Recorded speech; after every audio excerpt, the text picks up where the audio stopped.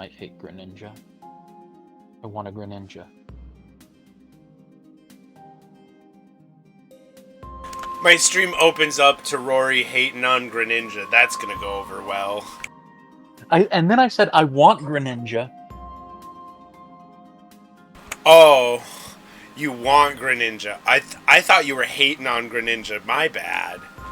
I was hating on Greninja. Oh. I hate fighting Greninja.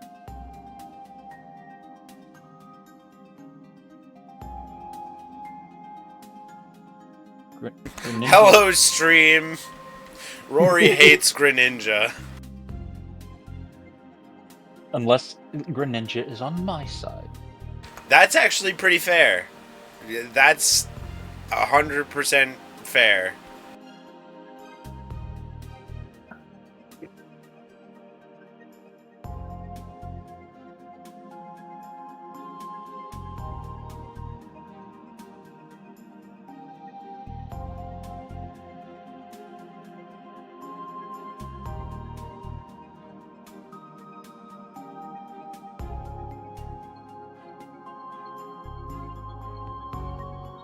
I'm excited to show you and Rose later the new glamour that I made on my character on Monster Hunter. This time I actually fiddle around and got a whole bunch of different armor pieces together. Ooh, sounds fun.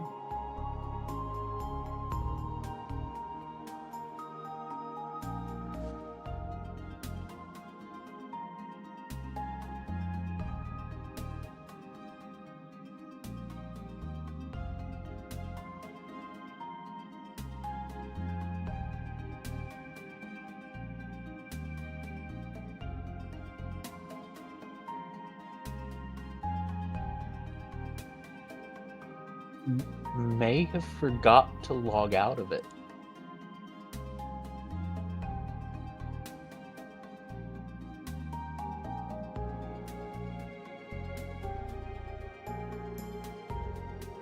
So yeah, recap. Last time, the group was traversing the Galesprit Palace, an icy palace to which a Galdling that you had just met was in control of. It was a Bia. You all fought a Remoraz that popped out of a statue it popped out of the middle of the room when Graveheart broke a statue because it was hiding underground in the ice. You dealt with the Remoraz, despite it giving a little bit of a scare right at the beginning. I believe Anakur summoned a giant hand that held it like a wriggling centipede and squished it to death. There was some harvesting done to the Remoraz. I believe one of you got a plate from it. One of you took some liquid. Somebody has a heart, I think, from it that is still very warm. But you made it to the throne room of the palace where you finally met Galesprit and talked her down from what she was sort of going through at the time. You learned that she had been shut away, manipulated by her elders to become a deity. Though you didn't catch much or many of the details, you called upon Titan, who sort of channeled himself through Valin as an avatar for a moment and traded Bias with Galesprit. She ended up taking a Bia on another one of the many islands that are making up the world to which you reside, chained to this giant tower. The chain of which I speak, of course, being the target of your current adventure. Having dealt with Galesprit, you all find yourselves slightly beaten up from your Remoraz fight in the palace of what is now the Titan Keep. The ice rapidly having melted away from all of you, the surroundings returning to their original temperatures, as you all are able to look out the windows now, not fogged over with ice and coldness, but open to the surrounding area. You're able to get sort of a glimpse of your surroundings from this high up. You can see back to the ocean to the northeast and Neverreach. And just to the southeast of Neverreach, you see this whole area of like plowed field where Neverreach probably had kept farmlands before the temperature shifted so rapidly in this area. All of the like melting ice is forming these like rivers and ponds and things as it flows and pools down the hillsides. To the southwest, you see at the coldest point of like the world, there's still some like ice and snow in a bit of a mountainous region. And like to the southeast, you see just this field of like grass that looks like it towers over buildings. And as you're like looking around the room, and the imagery has changed in the depictions on some of the stained glass windows to depict this rippling musculature of like a giant man, this craggy heart in his chest, and a determined look on his face. The holy symbol at the bottom of the stained glass depicts the same symbol that your friend Valin has been carrying. And seated in the throne where Galesprit had been previously, there's now a longbow sitting slightly askew up against the back of the seat, that has this sort of icy, shimmery sheen to it.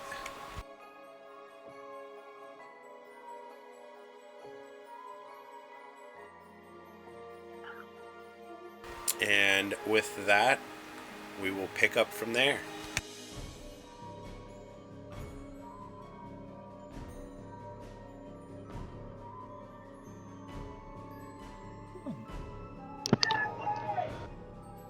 Well, the temperature in this place has definitely kicked it up. It's crazy to see how quickly that changed. Well, I mean, Has flashback to desert being flooded for 24 hours. it could have been worse. Yes, it could have. Yeah.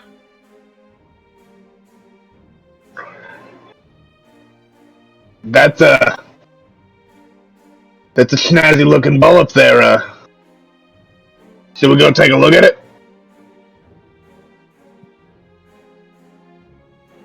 No, why not? Why not?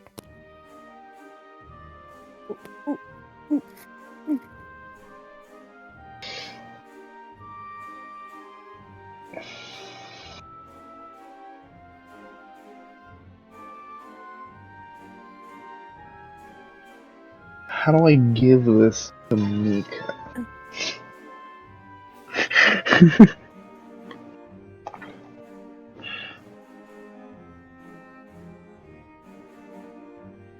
Oh yeah. I mean, I don't usually say it. I look at my small short bow, look at that thing. Nah, that's a bit more than what I'm used to be packing.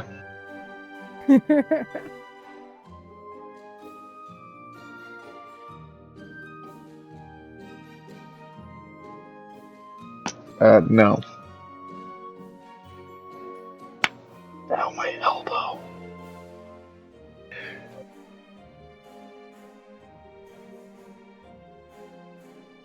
That was That's really weird. indubitably.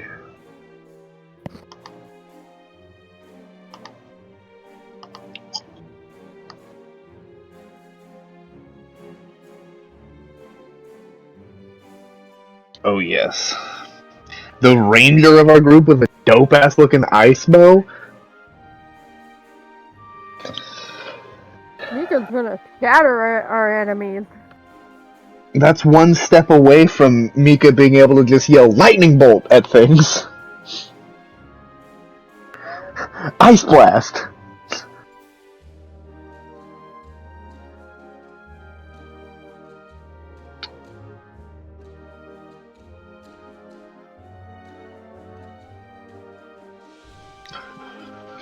Ah.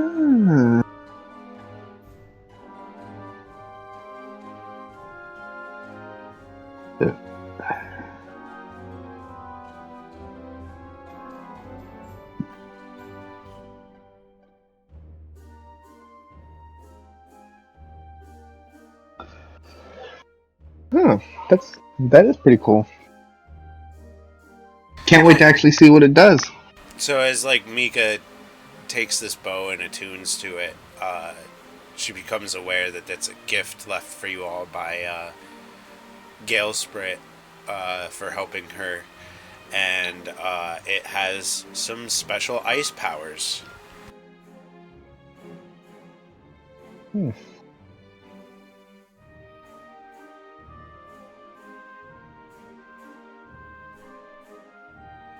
Think that this might work on your dad, Anakur?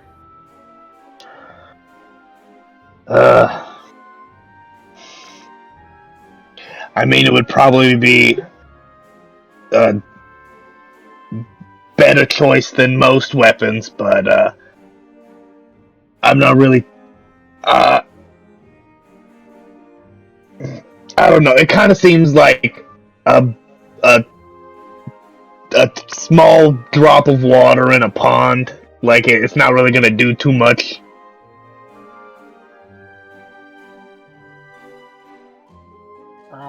Wouldn't that be a small drop of water in a volcano? Yeah.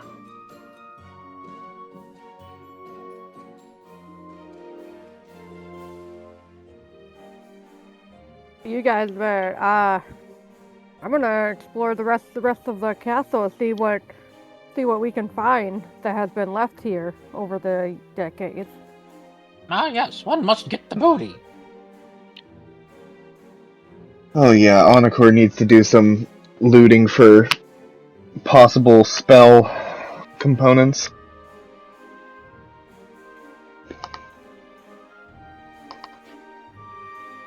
Maybe, I could find some silver chain,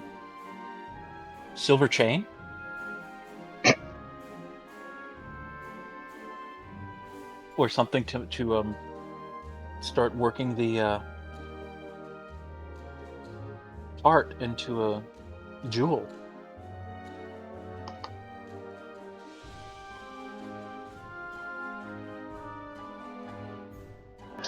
I need to look for Stash diamond somewhere dust. for.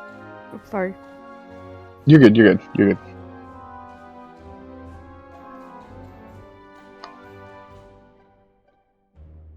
This castle has a stash somewhere that was used to hold seeds for next harvest, if they're still retrievable.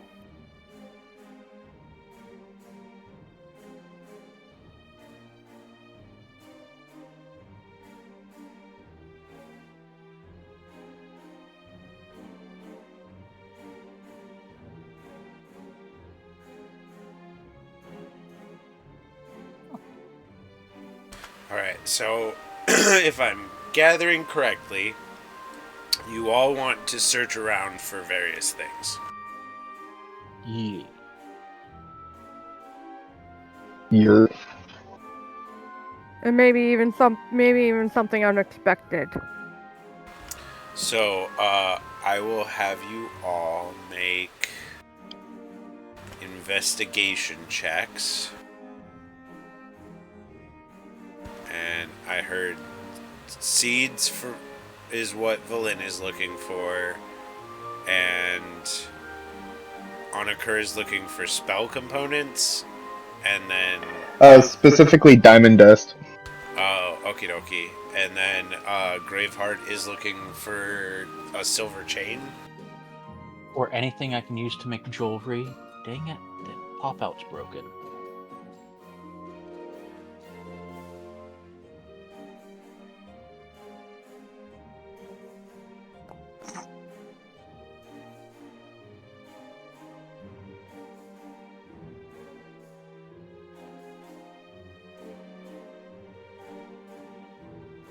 Well, I just clicked it. And it didn't roll.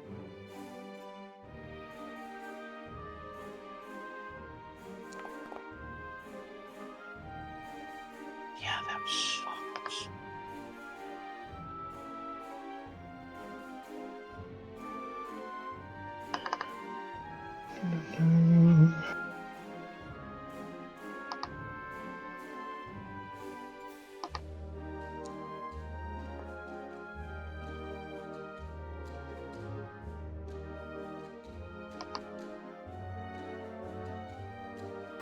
Alright, so you all start searching around the Titan Keep, and as you're looking around, you all quickly realize that, like, this used to be, like, somewhat of, like, a societal hub. Like, people used to, like, live here and stuff, that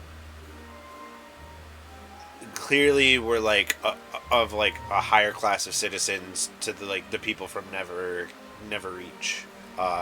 So this was probably like the ruling house of whoever lived in Neverreach before all of this happened, you know. That being said, the keep is not huge. It seems to be about big enough to keep like the whatever the ruling family was, as well as like their like standing army, and like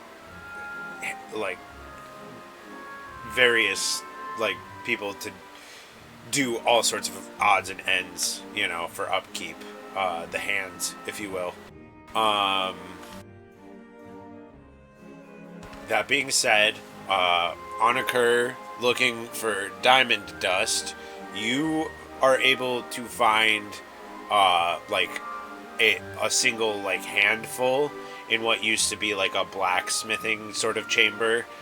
They were probably using it for some sort of grit or the like. Graveheart, you're looking around the same area that Onakur is in, but like everything's in shambles. Like Onakur is lucky to find what he finds. There's not a whole lot left here. When everything turned to ice and things, and those giant ice shards came out of the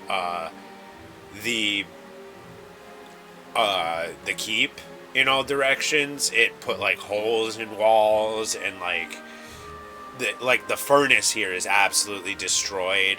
The anvil's in half. The like tools aren't even like fully put together. But there's one bag of like a handful of diamond grit that Onakur is able to find, and there's not a whole lot else here. You find like little bits of chain here and there, but like there's nothing close to like anything that even looks like a necklace. As Valin is looking around, you are not able to find like a seed storage or anything like that, because it's been so long since this place has been encrusted in ice. There's not a whole lot here from before, but as the Bia has shifted, it seems that a lot of things sort of magically sprung to life, and you do find some various like wild edibles around, but nothing has gone to seed yet, since it's all just sort of like popped to life, you know? Okay. I see you said you're gonna look for usable clothes.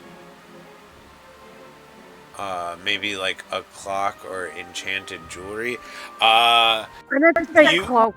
Oh, cloak. Sorry. Uh, Yeah. well, so like, you all, you and Anakur rolled pretty high. So like, as he finds what he's looking for and realizes there's not going to be much else there, he comes back and you're all sort of like looking around together. You're able to find a little bit of gold left from whatever family was like living here before. There's a good 400 pieces of gold. You're able to all split between yourselves, 100 each. There's not in great shape, but there's some like old regal looking, like there's a red velvety cloak in a closet somewhere. Looks a little moth eaten, but still looks kind of fancy other than its age.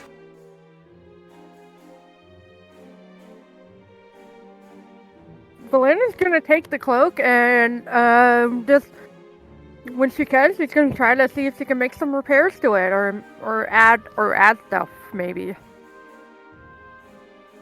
Like add like new things to the damaged area. Well, you're a caster.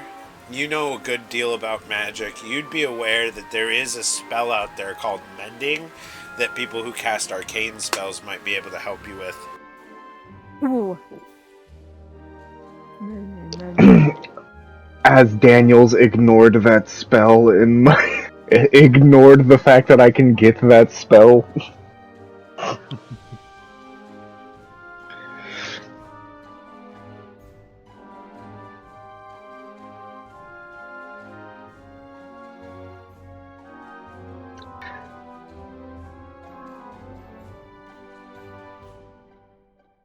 Would I be able to at all ascertain what the worth of the diamond dust was? You'd need, what, 100 GP worth? Yeah. Yeah. It'll be 100 GP worth. Okay. Okay, One that was use. what I was That's yeah, that was what I was trying to imply. Because, like, I was okay. like, I just wanted to make sure. Yeah, I was like, I know there's not a lot here, but, like, if they roll high enough, I'll, like, throw some scraps at them, you know? Because I'm not going to not reward you guys looking around. That's for sure.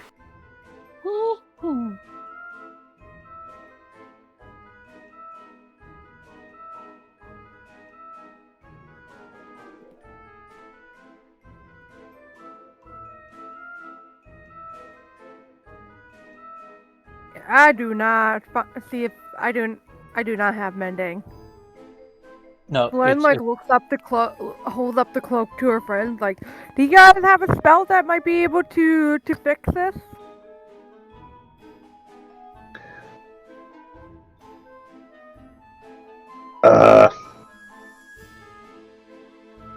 I'm sure. I'm sure I could learn one, but I don't actively have the ability. I can make a giant fist. What more do you want?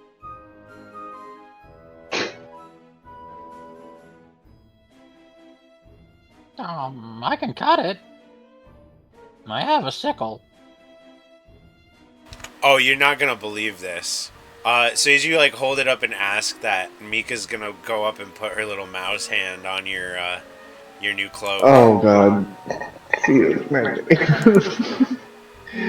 Mika's got mending. He like looks down Rangers and can learn Mika. mending. I mean, it Thank makes you. sense. Yeah, it does. Fix broken arrows, patch cloaks. I think druids might be able to as well. It's an arcane spell, so it's a pretty simple one. How did you describe the cloak again, hun? So it's like a velvety red cloak with like a gold trim. Okay. Like a single like swirling trim pattern with like little leaves at the corners.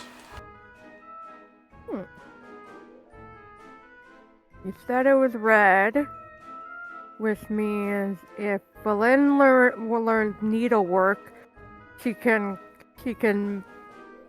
embroider the holy symbol of Titan on it. You could.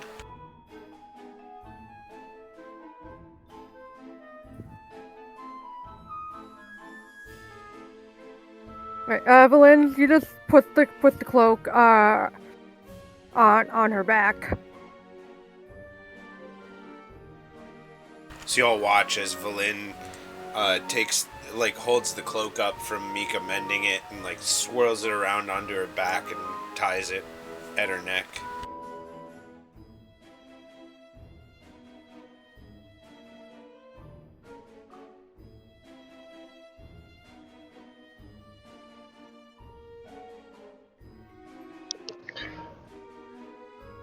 Nice. It's giving castle chic. Huh.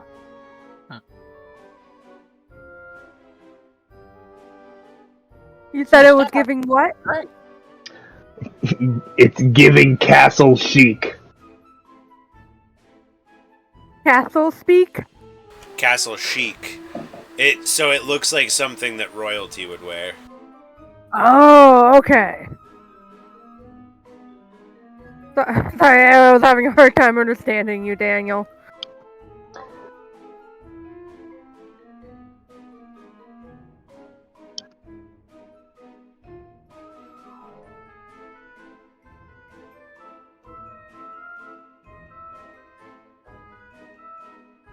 But yeah, as you guys finish sort of wrapping up your search, you definitely feel like you've checked out most of the nooks and crannies of this place. There's not a whole lot left here.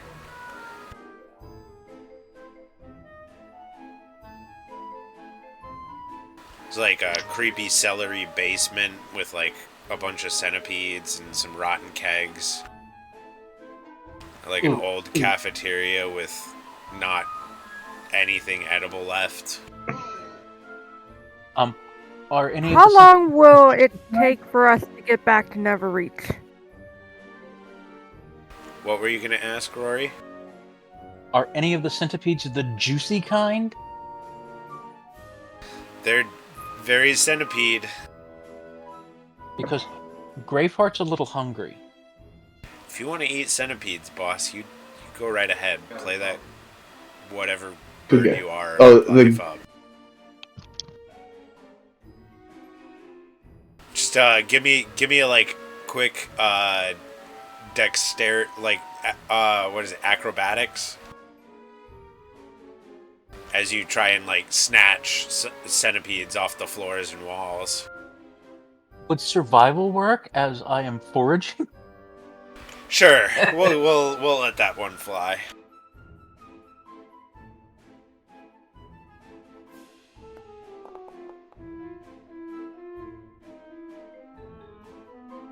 Yeah, you're able to nab yourself like 3 or 4 centipedes off the wall. They're probably like good 2 to 3 inches each.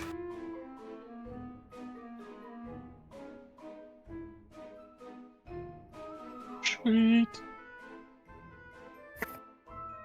As your party members likely watch on in disgust. Although I imagine Mika's kind of whatever about it, probably. Although, probably like, you're I'm eating fine bugs? with it. Reptile. Bugs is completely normal for reptiles. Yeah. I just have Yeah, self-control. I do forget that 3 out of 4 of you are, like, animal-ish people. Humans are animals too. You knew what I meant with that statement. I know.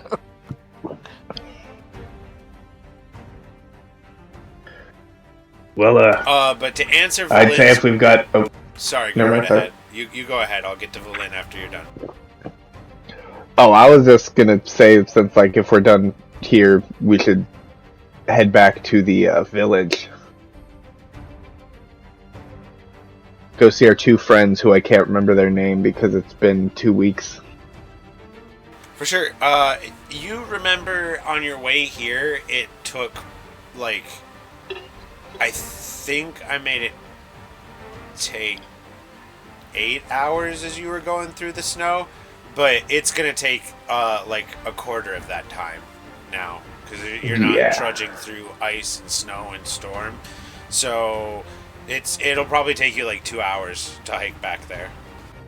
Yeah, I'd probably say it'd be a good idea to, since we're finished up here, go back there, tell them that we, like, well, they'd probably be able to tell already, but let them know that we're okay and that we're gonna head on our way, probably take another night to rest and then head out.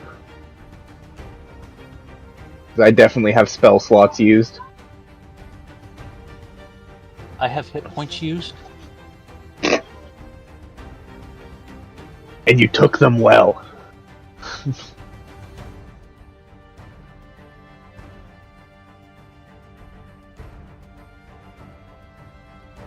So yeah, you all start hiking back. As you close the doors behind you, the like puzzle lock is gone. There's now these like golden round just pull handles.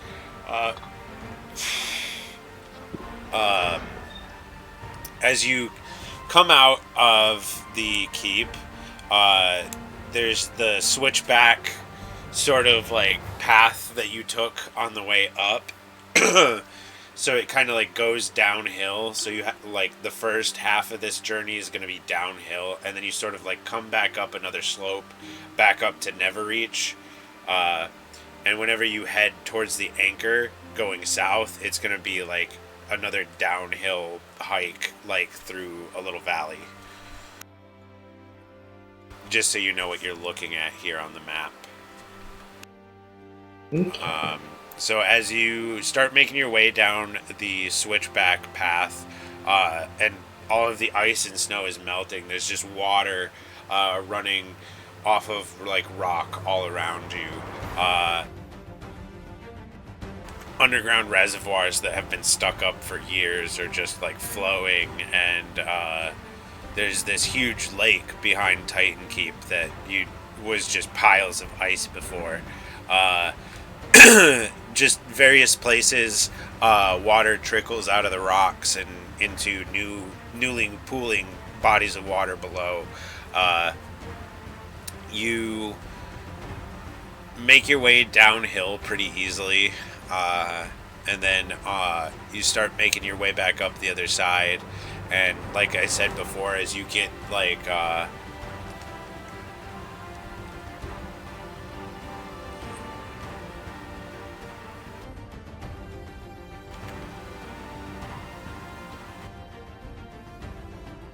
because that's up to you. So, because obviously nobody's there now. But anyway, you all sort of like make it back up towards the top of the platform, or the plateau, where Neverreach is. And as you're like getting close to these fields to the like south and east of Neverreach, you can see where there used to be crops growing here before all of the years of ice and snow came over it all, just slowly rotting beneath the piles of snow. When you guys first arrived, you probably trudged through these very fields to Neverreach, not being able to tell where you were. And after a good hike, you guys, not minutes, we need hours. You guys are able to make your way back to Neverreach around 5. Well, you guys searched for probably... So you'd probably make it back around 7 after a couple hours of searching Titan Keep. So like the sun is sort of setting on the horizon. as you make it back to the town, and your rabbit friends sort of like rush out to greet you, excited at the changes. We couldn't believe it. Everything changed so quickly.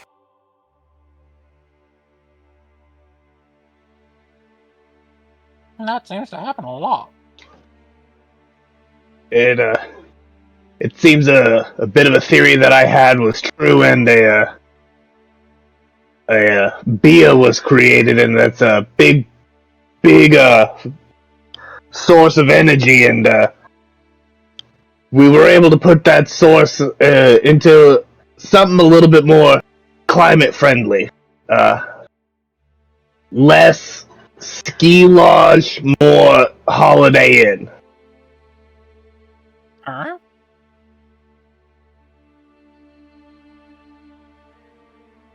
Whatever you did, it certainly worked. Things are like we remember them before now.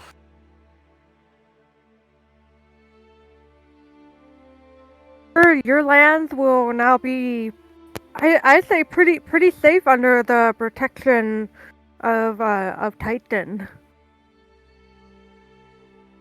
So you don't need to worry about snow anymore.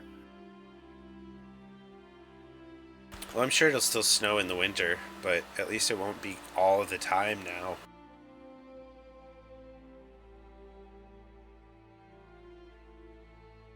We hope that Valid. this is the right step for you and your village to start getting things back on track again.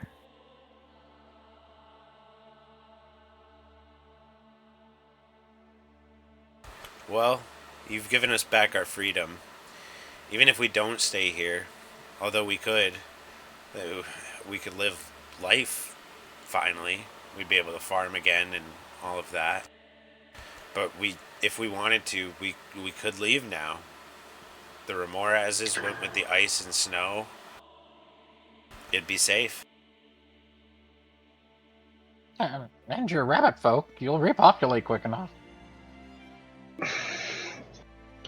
Anakur is gonna elbow the bird in the ribs. If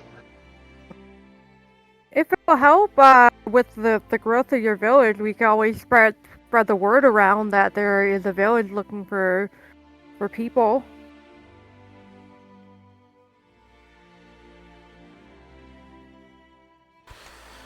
Well, who knows? If you find people and send them our way, I'm sure we're not leaving anytime soon. But if we end up leaving, at least, it's not like the village is going anywhere anytime soon. Mm-hmm. Yeah,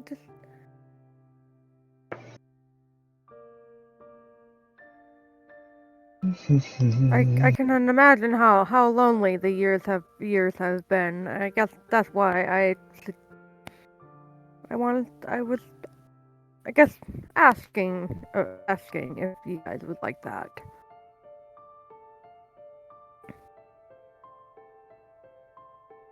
Well, that's part of the reason why, we don't know if we'd want to stay or go.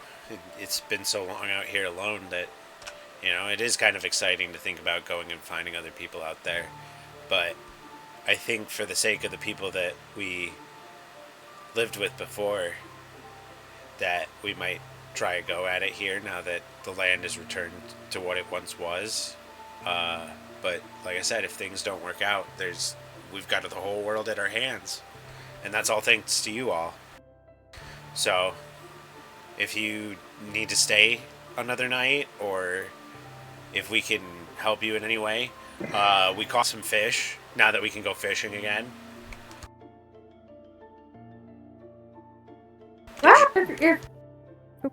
Go ahead. Well, if you like, would you like to hear about the new god Titan? That was. Do you have a moment to talk about Savior Titan? She heartily chuckles and goes, "Well, I guess you've earned it." Why don't you all come in and I'll serve us up some fish and we'll have a nice meal and you can tell me about your god. And maybe tell us about what happened up in the keep. Oh yeah, it's quite a story.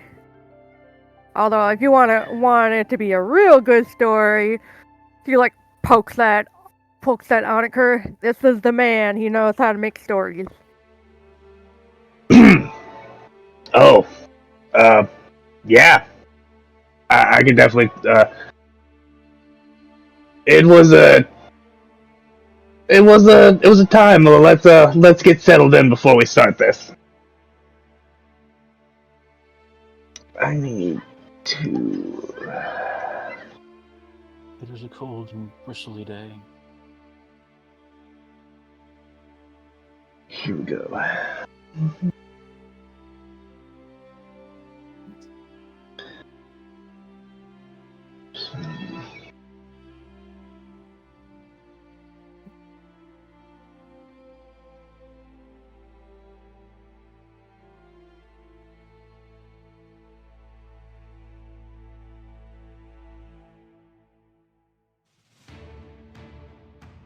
Fucking book.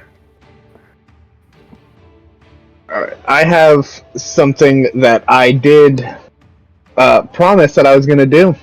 Once we got back, that I do intend to fulfill that promise.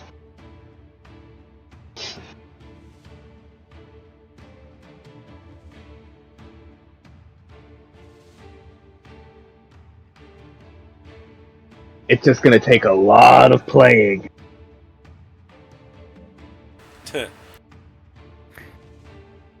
When Belinda is describing Titan, do you want me to actively like role play it out, or should we just have it like Yeah, oh, right. this is what happened? Well, you Or can just- do it. You can do it either way. It's your character. If you want to roleplay being, a missionary, then go ahead. This is actually really perfect. As she's going to start giving her knock a door Jesus peace speech, I am going to start my ritual casting of plant growth, which is going to take 8 hours for me, so I'm not going to be done until like 5 a.m. And then I'm going to get as much sleep as I can afterwards, but it's 8 hours of a ritual, so I can all plants in a half-mile radius centered on the point that I play it, so it would be within the inn. So everything for a half-mile around will become enriched for a year.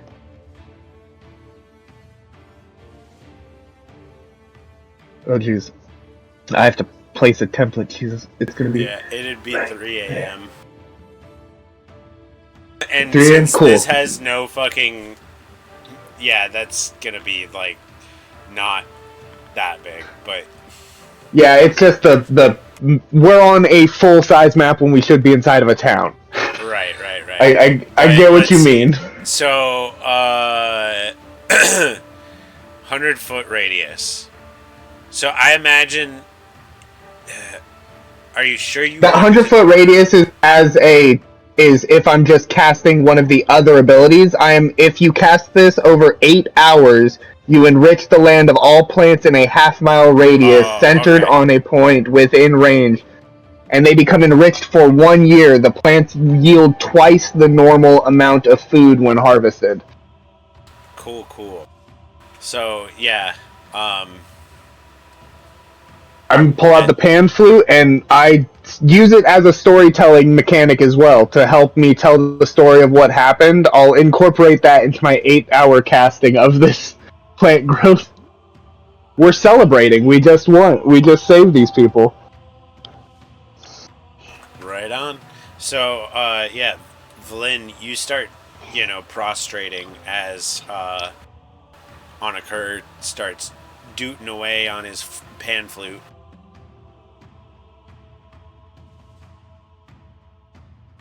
Prostrating or proselytizing?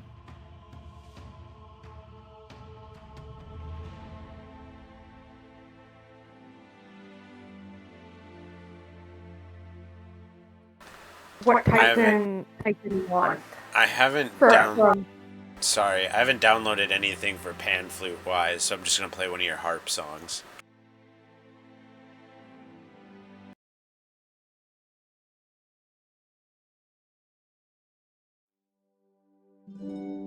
Go ahead, Valen.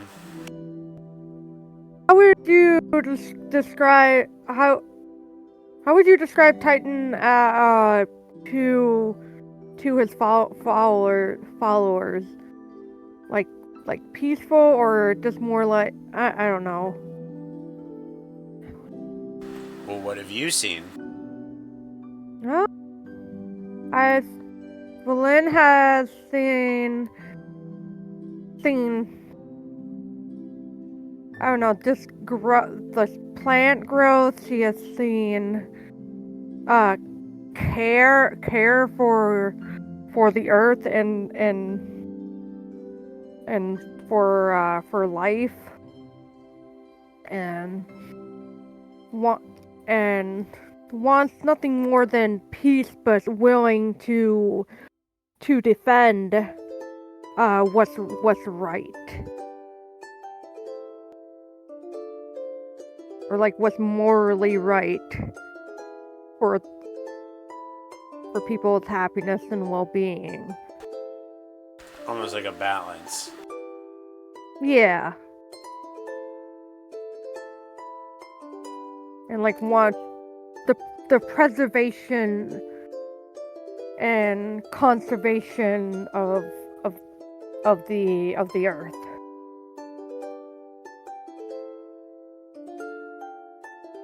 And anything that wants to destroy that the life-giving earth is something that is not tolerated.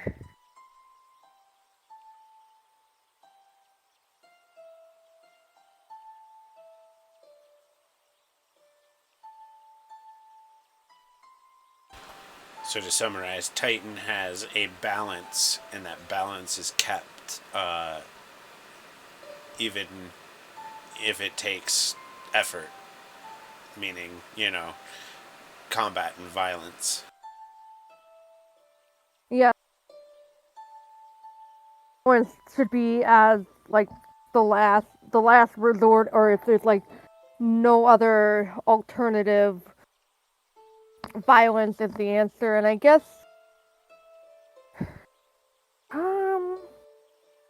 yeah, I could figure that.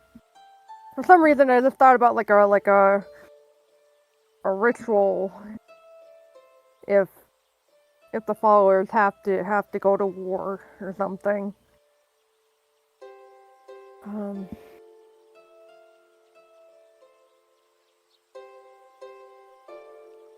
And also I can imagine Titan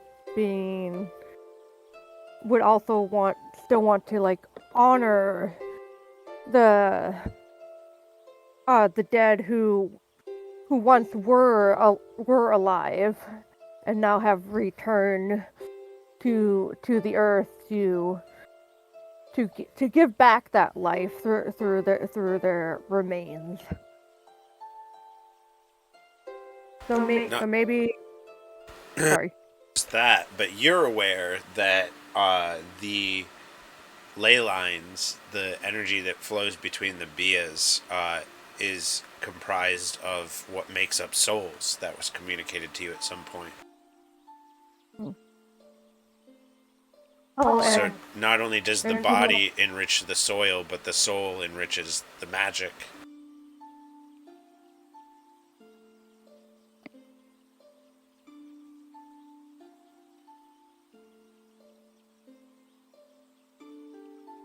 and like this came from my head, but maybe instead of like a gravestone for to mark where someone is buried, instead people plant trees where people have buried. You're the one shaping this new god's religion. You're the one that gets to make those calls. As long as Titan approves. Like I said, you're shaping this god. You are sort of. I don't want to give everything away, but you're sort of in control to some level of like what this religion is. Oh, shit. You need to just make sure that you are keeping track of all these things that you're saying. You know? Yep. I'm writing them down. Appreciate it.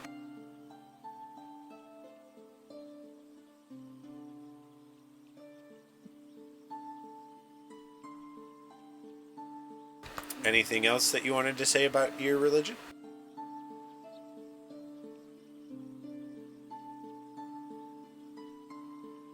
Oh, would you describe Titan Keep as the first Bia of Titan?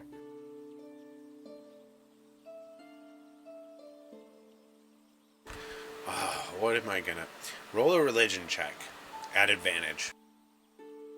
Okay.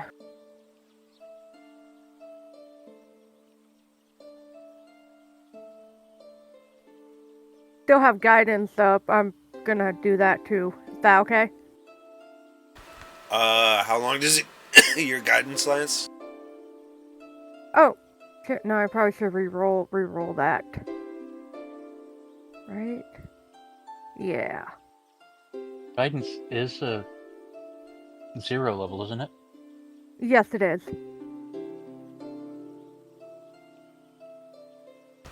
So you could have always just recasted it on yourself.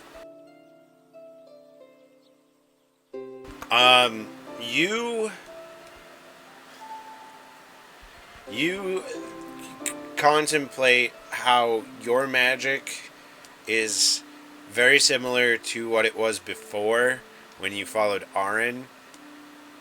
You imagine that because there is no more gnome, and because part of what gnome is Aaron, some of Aaron's old Bias and all of Gnome's old Bias now belong to Titan, which is how Titan was able to trade one of his Bias with Gale Sprit. Okay. I forgot, but roughly how many Bias does Titan have? You've got no idea about that, that's for sure. Okay. You didn't even know how many Bias Aaron had.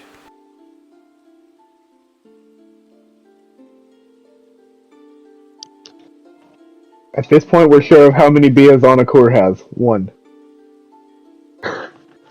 This is true.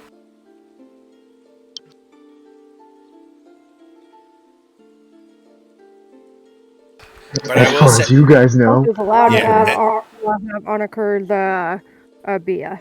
I think the only way to be sure of how many Bias anybody has would be to either be that person and say, you know, or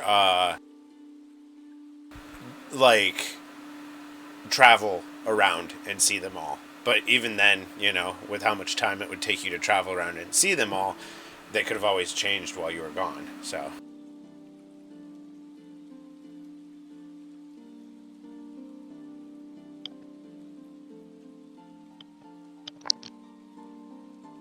I think that's all I want. All Flynn wants to say. You know, besides, you know, Titan is for peace.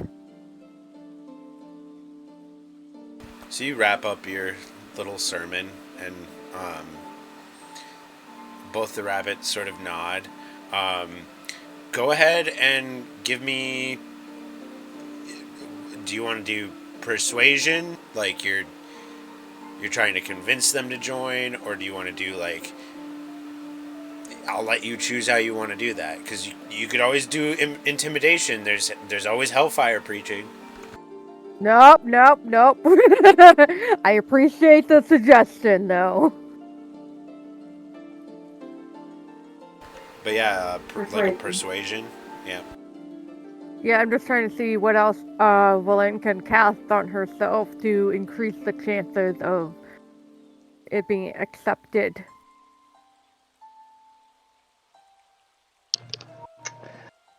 I have one use of a bardic inspiration, but I'm ruling based on how Rose would say if I would be able to somehow give her that while still doing my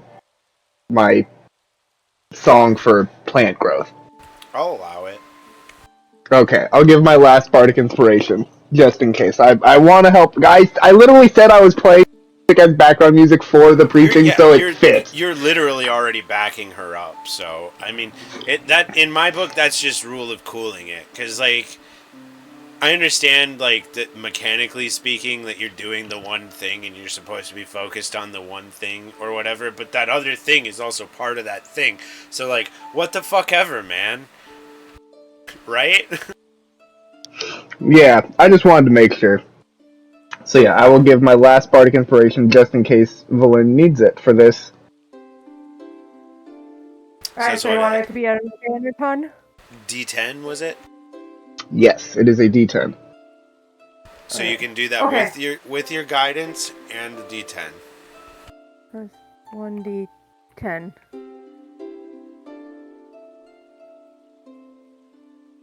Okay.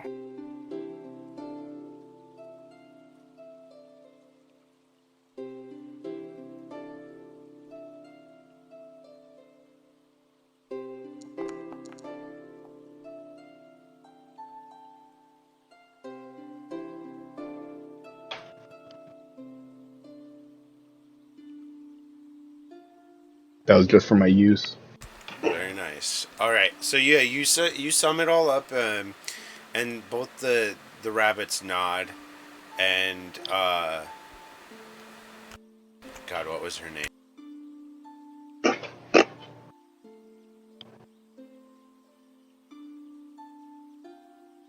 Novel says, well, with what you said and the actions that you've done, clearly Titan and his followers are worthy of our time and our patronage. So we will keep him in our minds and hearts as we move forward, that's for sure. Thank you! Lynn, like, gives them, like, several bows in appreciation.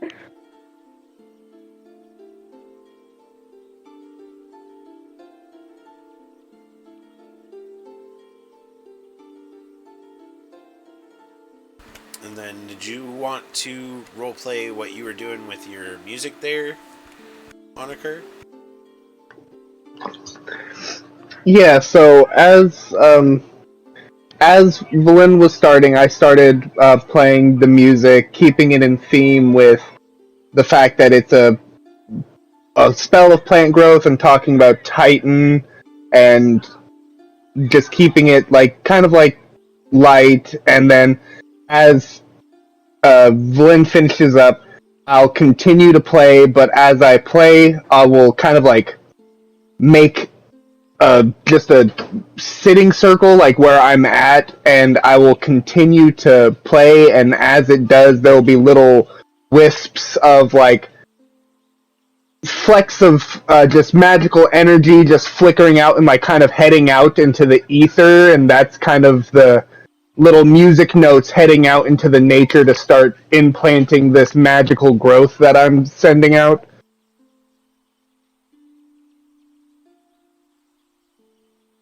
So yeah, like you're like you're playing this like magical tune, and like as little like light notes like drift out, you almost see them like interact and bounce off of like this previously unseeable energy source that is like flowing from Titan's Keep to the northeast and sort of passes over this field, and to Anakur and Valin, it is very obvious that this is the same energy you saw in the southwestern part of the like Arin's Vale that sweeps across the western side of Zelk, when you followed the Trail of Stars to Anakur's Light. It's the same energy. It's a ley line flowing through the area from one Bia to another.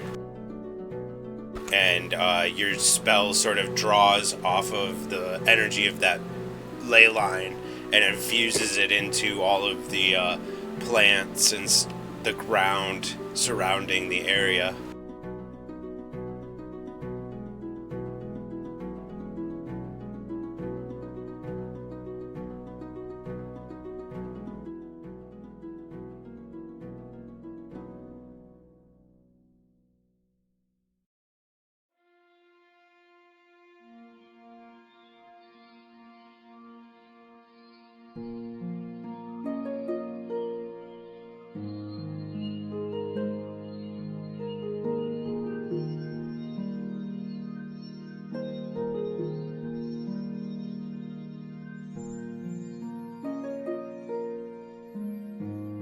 Anything else you'd like to add to that?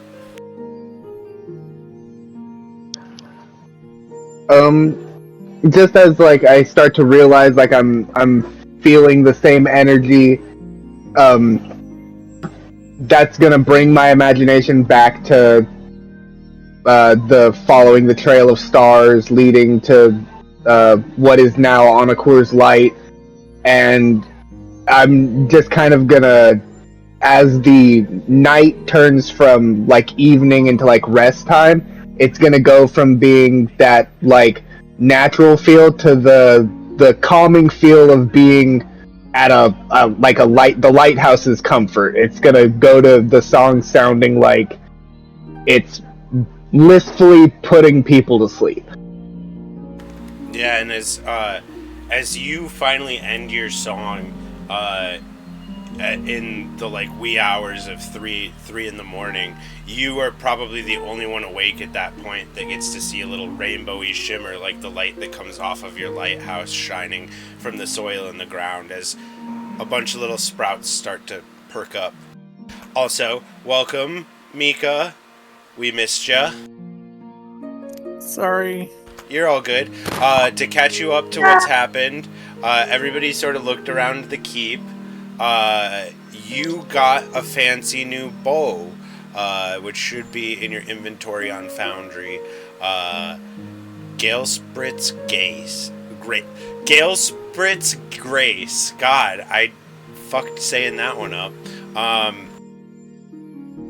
After you guys found your stuff in the keep, everybody made their way back to Neverreach, where Valin did a little sermon about Titan to the rabbits, and everybody sort of filled them in on what happened. And then Anakur has been playing a magical melody that has brought the soil around to life, to help the folks here be able to grow crops into the future. And excuse me. With that, you all get a long rest as you spend the evening at the inn in Neverreach. You enjoy a nice meal of freshly cooked, freshly caught fish, now that the ocean isn't frozen over on them and they can fish again. The crops start popping to life. When you all wake up in the morning, you can see the magical work that Anakur did on the field with his song, that all these little tiny sprouts of crops are popping up in the field nearby. And you all awake feeling very well rested in the morning, although Anakur probably sleeps in a little bit.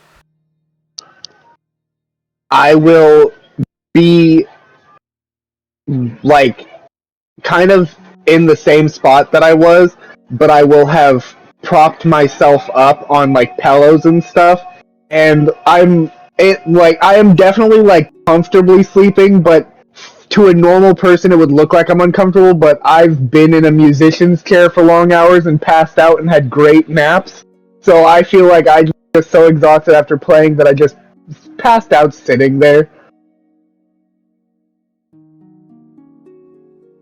Yeah, and you all have a few hours in the morning before Anakur wakes up, but to get his 8 hours, it will be 11 a.m.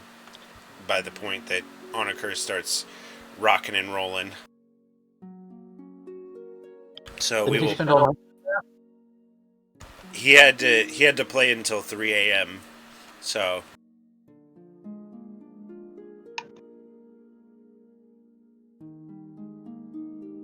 with that, we will pick up in the morning as you all begin to wake up. The rest of you probably wake up around 7 or 8 a.m.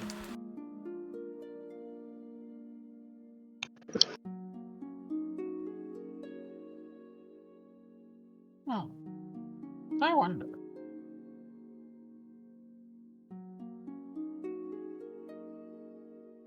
What they have to eat here.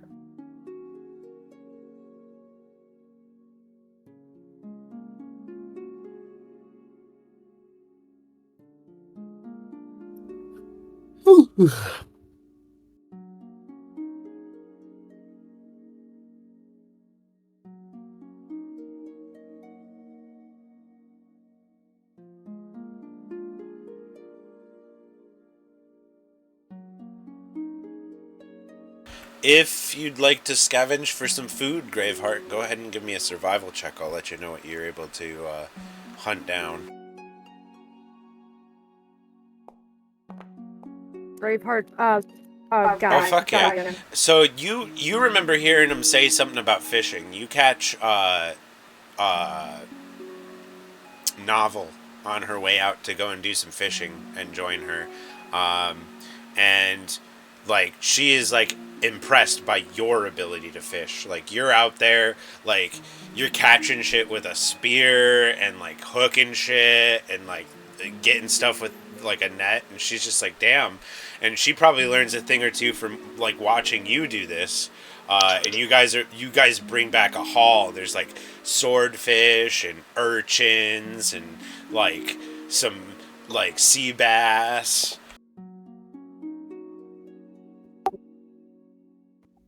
Can I roll nature or survival for like scrounging for like stuff I can put to tea? Absolutely. Go ahead and give me a survival check.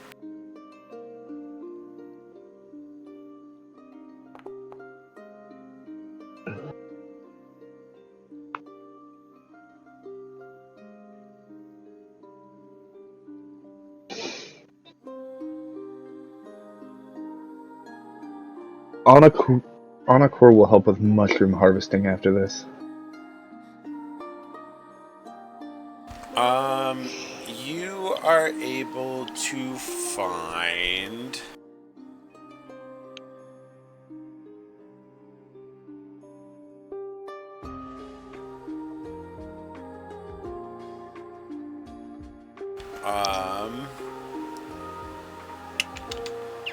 you're able to find some Arctic fireweed tea. Like plants to make some tea. It's like a bright purple flower. Boil the leaves for like 5 minutes and it makes a tea.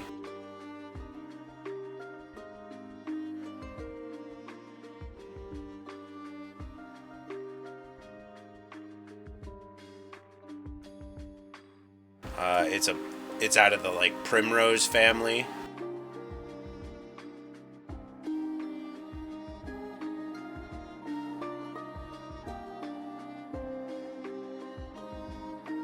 That sounds really good.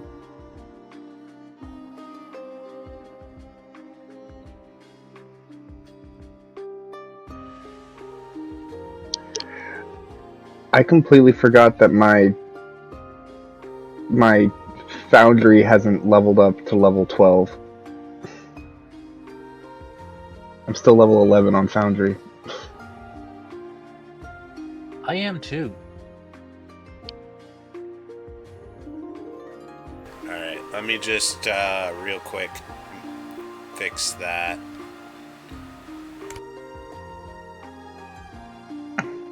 Wait, did I level up one?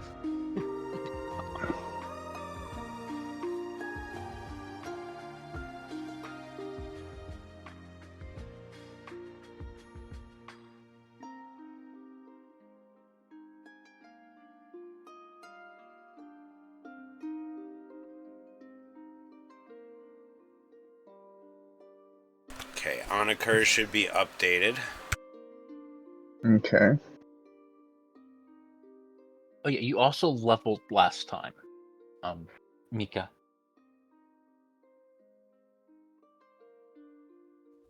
Ah,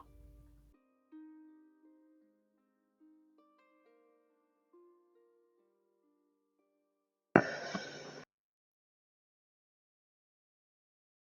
Graveheart should be updated.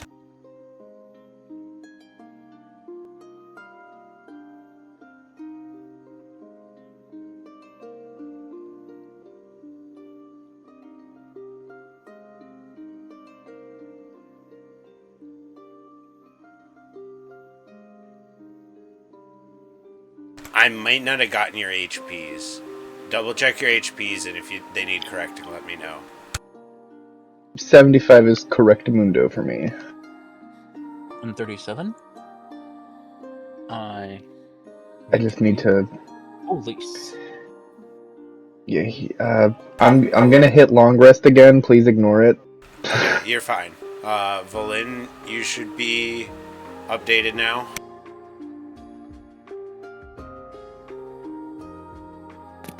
All right, the 12. That's all. That's updated. Should be. Okay. Mika, yours still says 11, so I don't know if you did your level up. I haven't done my level up yet. I need to do that. Okay, just let me know when you've done that, and I'll make sure you're updated.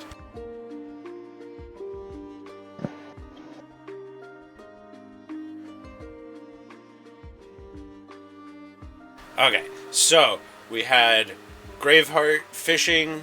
Mika was making some tea.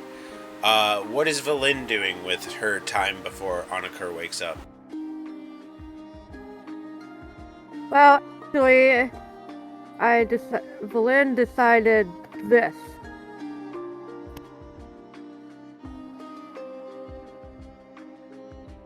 She decided to add that into like the holy book she is writing for Titan. All right.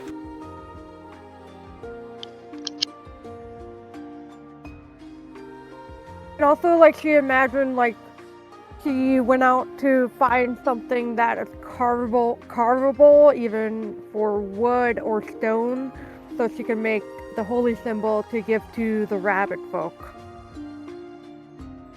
All right. Go ahead and give me a survival check.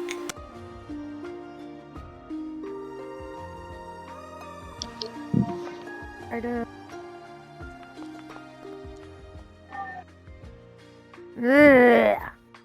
You are not so hot at this. You find something like wood that you can carve, but you don't have like a proper knife for carving. So you start using the edge of your sword, and you make a very rough looking symbol. Hey, at least it'll be authentic. When I say rough, I mean like it's like a child's drawing of their family rough. I have a stupid question. How do I level up in Foundry, or do I have to do it in? You can do it on Beyond.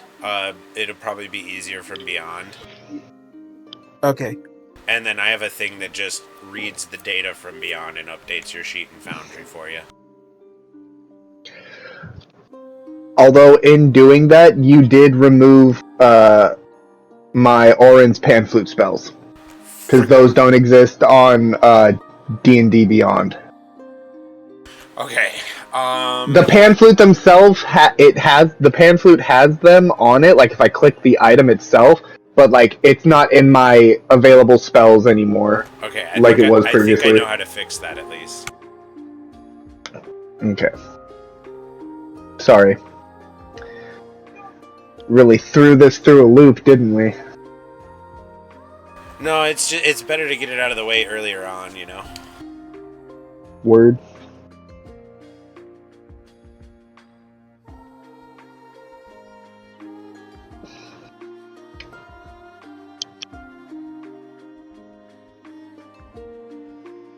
Oh, geez, what happened here?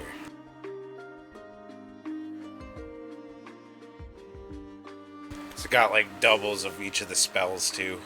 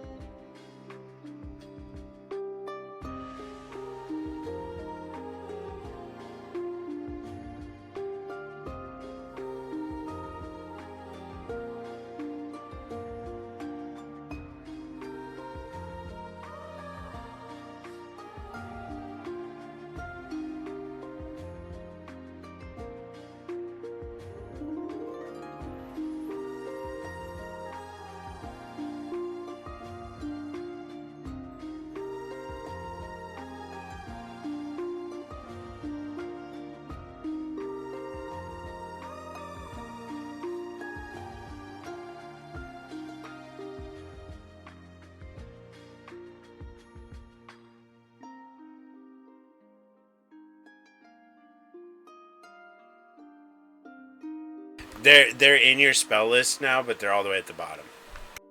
Yeah, thank you. You're a beautiful human being, Rose. I'm just one bitch doing her best. You can shout that again from the rooftop.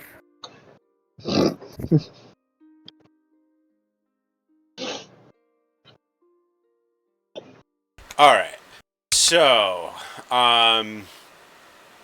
as everybody else is doing their morning stuff, I imagine Graveheart and Novel are coming back with fish. Valin is like sitting next to the hearth in the inn, like carving this symbol. And Mika's like starting to steep this tea made of wildflowers that she's found. On occur, you awaken to watch all of your friends like preparing like food and stuff. Ugh. Ugh. Man, I didn't mean to sleep in. Hope I didn't miss out. He slowly stands up, like kind of stretches, and kind of fixes the area that he was in. Doesn't make it look like there was a pillow pile on the floor anymore. And then he's gonna see that everyone's kind of like collecting and doing stuff. He's gonna go into the basement and forage for mushrooms.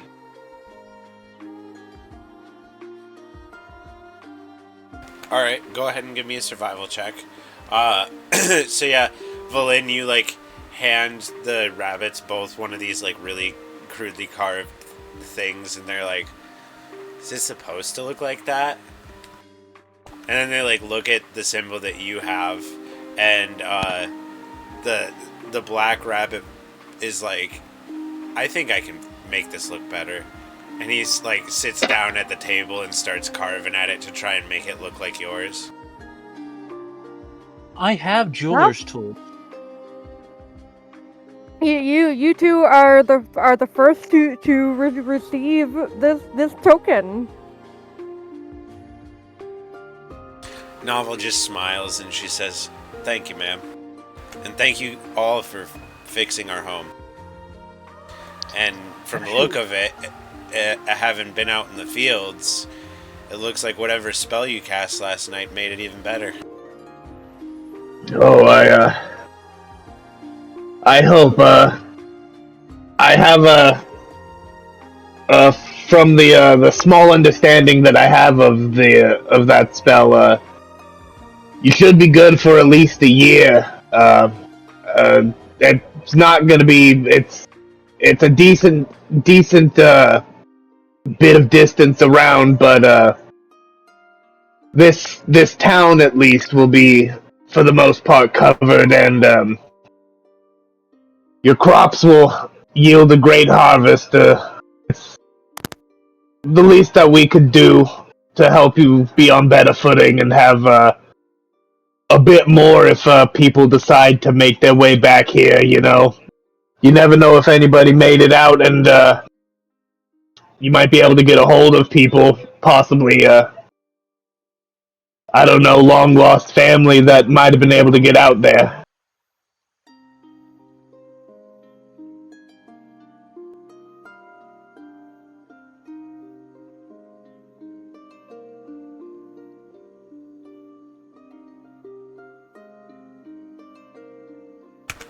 Uh, Would a holy symbol be considered a type of jewelry?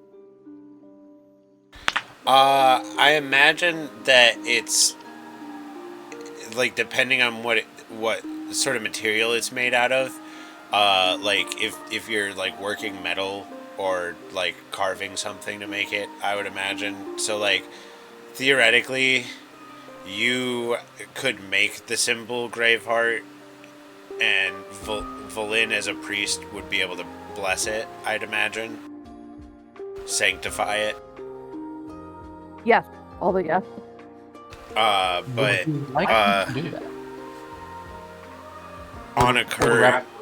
Anakur is able to collect up a good like 2 handfuls of mushrooms, enough to like cook up with the fish that everybody got, and like eat alongside it with the tea that Mika has made. So you all sit down to this like really hearty meal of like mushrooms and fish with this tea that has a it's like a fireweed and lingonberry tea that has like a unique floral and tangy finish, delicate floral aroma.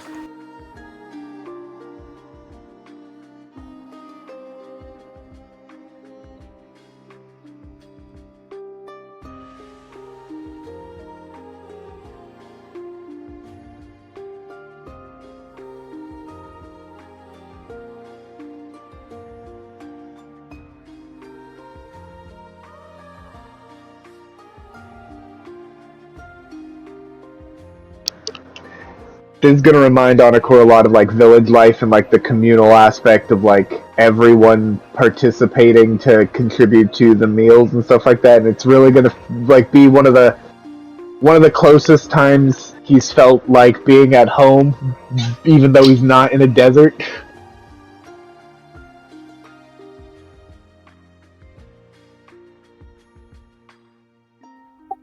I updated. Swag.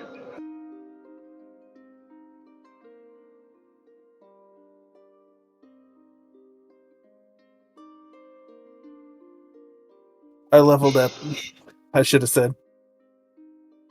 And your character sheet should be updated in Foundry now. Woo! It looks like I'm going to have to fix the spells on yours as well from your weapon, but I think I can do that real quick too.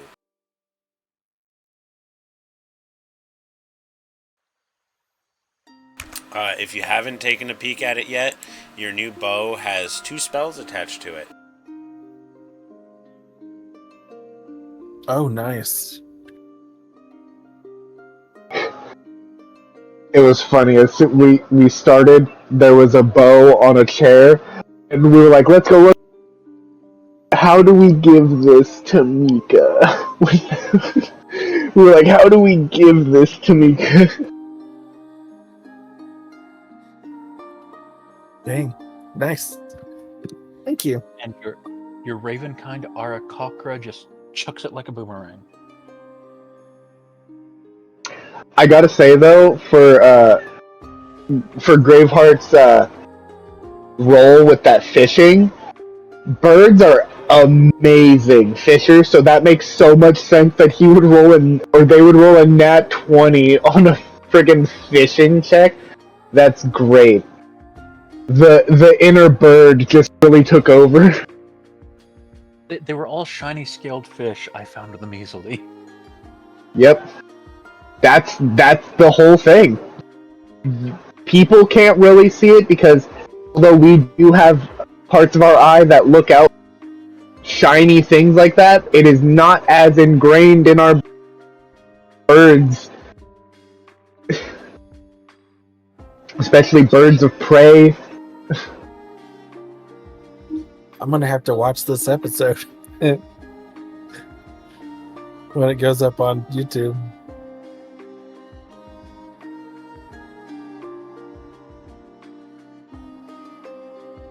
So yeah, you've all had a nice long rest. As you finish up breakfast, it's about 11 in the morning when you're all ready to roll for the day.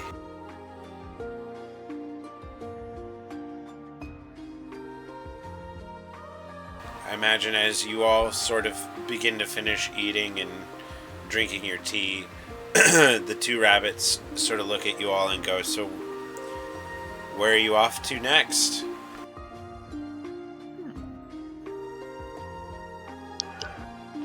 I don't know.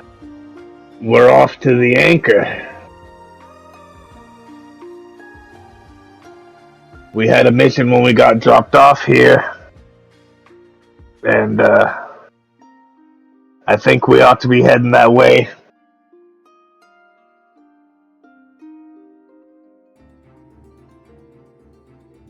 Works right.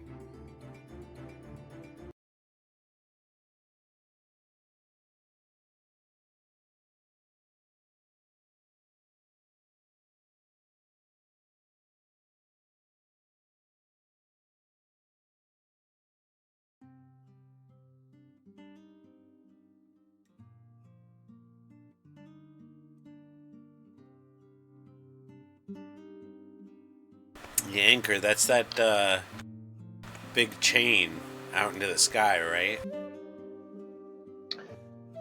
That's the very one. I remember going there when I was really young, but obviously we haven't been able to go there in ages.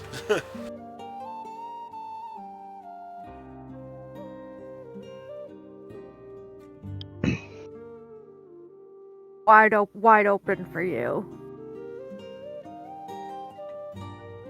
Ow. If I remember correctly, it should just be down the trail to the southwest. Well, a little east off of the main trail that you took towards the keep, but mostly southwest. Well, thank you. That's it's a bit more helpful. We were just kind of given a direction. Yeah, I mean, I imagine that underneath all the snow, the trail was probably kept intact all that time. I don't know how far the tundra, like, stretched while everything was still frozen, but...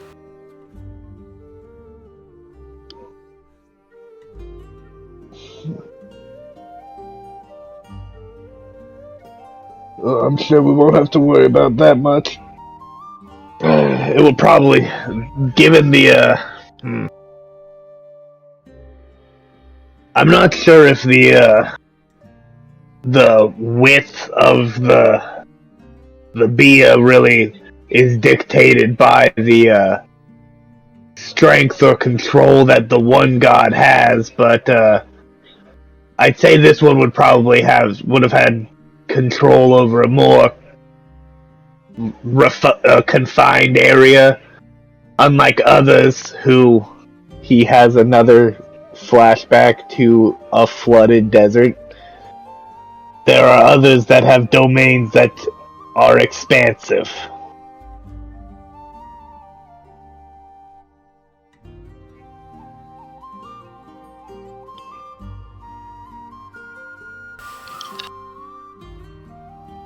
Well, I'm sure with time we'll be able to explore further out than we were before and maybe go hunting or something, you know? I'm sure it'll be enough for us just starting out to maintain this field now that you've blessed it for us.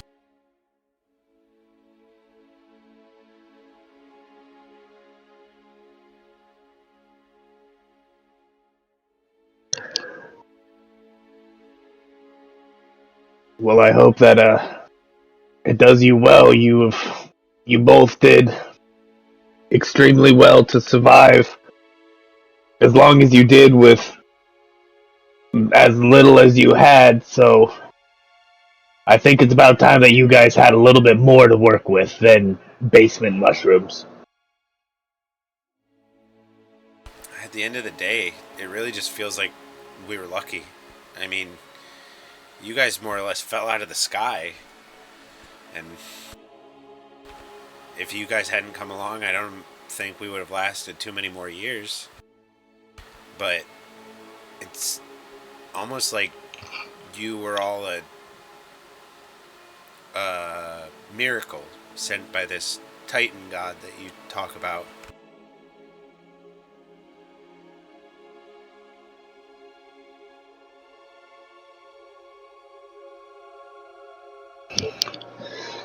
And that's the thing about miracles, you never really get to know when they're gonna happen, do you?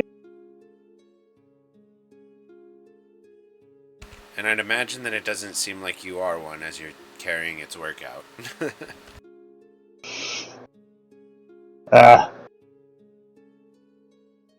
No, but we like to do what we can to make the little miracles happen.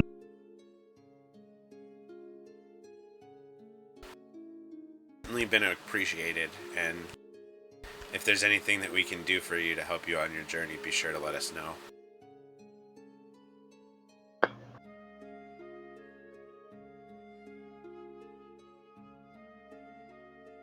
I mean, if you don't mind us holding on to these winter garbs, I'm sure we might need them at another point.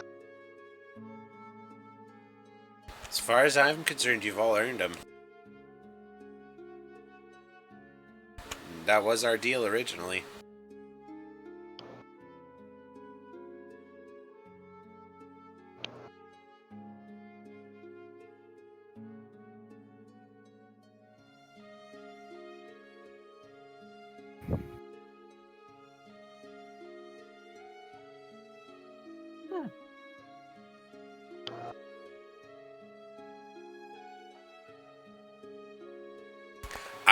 So you all should have cold weather gear now, no matter what. That was gifted to you on your way out before. So if you do ever run into another cold situation, you got that. I do believe that Valin also should still have,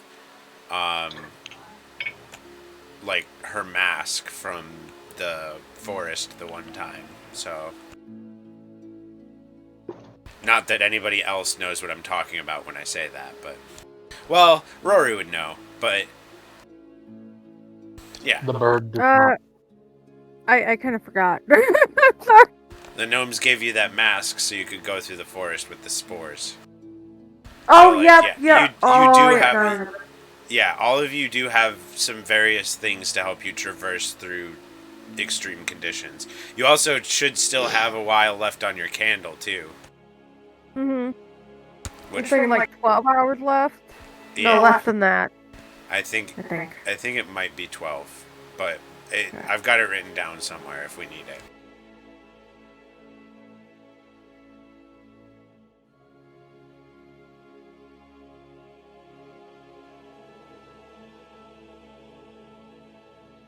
Slowly but surely, you remove the gates that I've kept you behind.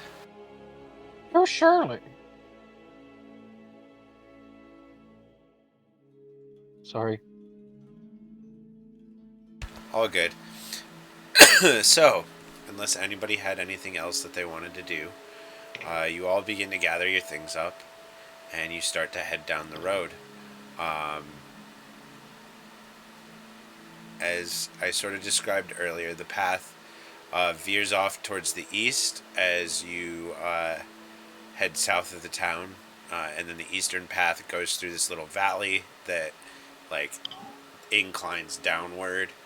So you head down off of the like raised plateau that you've been up on, to a sort of lower terrain. The valley sort of opens up into like a field, And then as you make your way down the path to the southwest, you enter an area where the grass is just giant. Each blade of grass is like 2 or 3 of your character wide, and like rises over what the height of buildings would be for you all. They just sort of seems to scrape over the horizon as you all feel like you're about the size of ants now.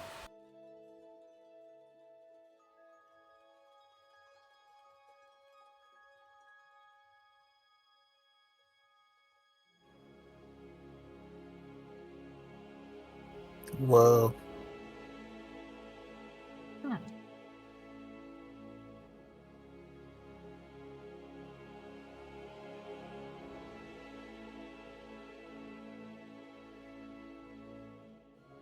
I'd say that it takes you about an hour to make it to this point, as you get to the edge of the field. If you'd like, you can use your passives for this, but go ahead and give me perception checks.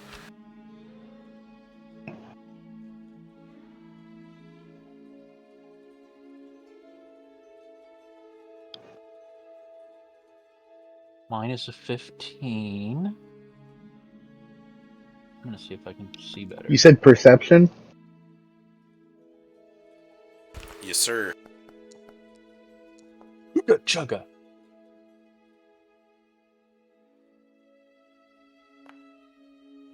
$28. I ain't see shit.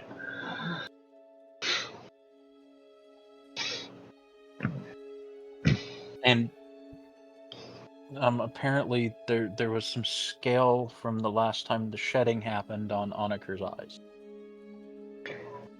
Hey, don't talk about my shedding.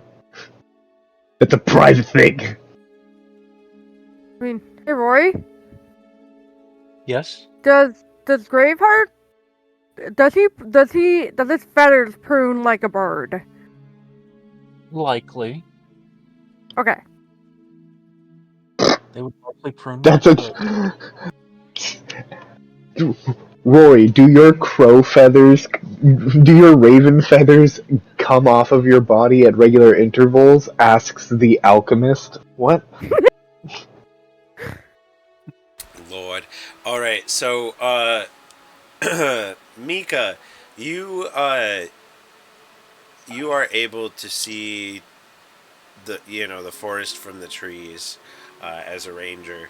You scope out the fresh water flowing down the mountain into bodies of water to either side of the trail. There's giant insects all over the place. They float and flit around in the air between blades, and they're kind of hard to catch. I imagine Valin and Graveheart are also able to catch sights of them, but it's kind of hard for them to make out what they are.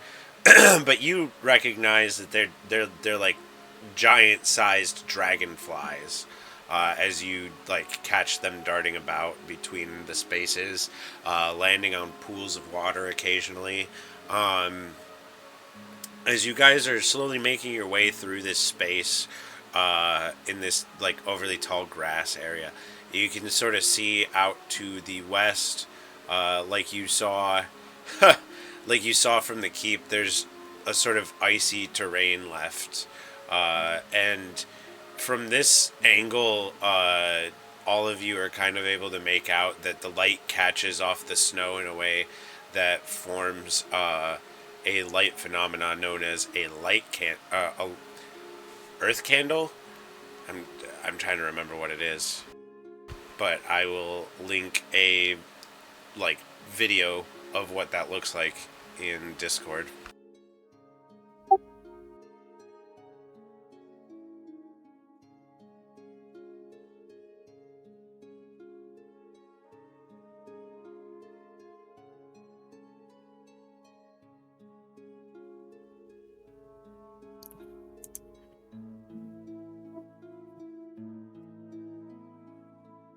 might not be using the right term.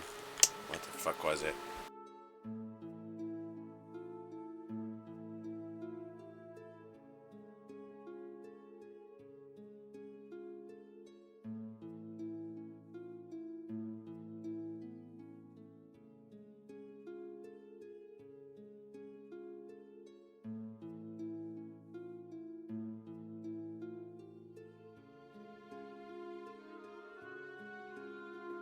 Did you see that giant A skier was out on the Dragon slopes when they spotted fly?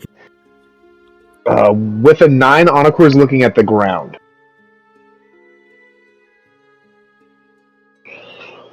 Hmm?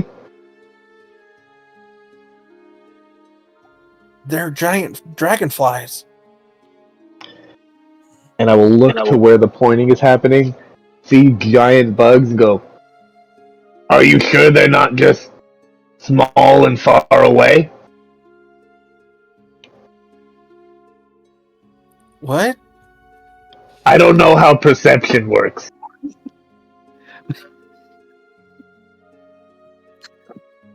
No. I think it's. I think it might be the opposite of that. I don't have eyelids.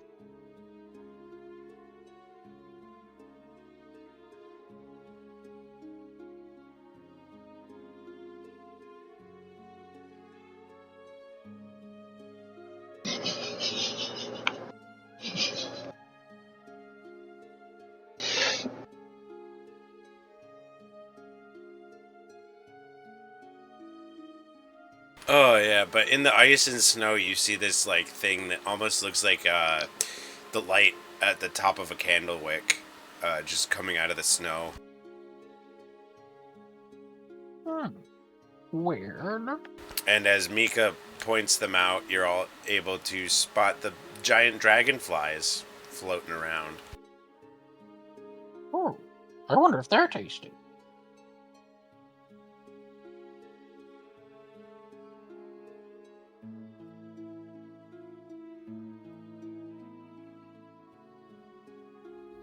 Well, I hope they don't attack us. I mean, normal sized ones aren't much of a threat, but dang.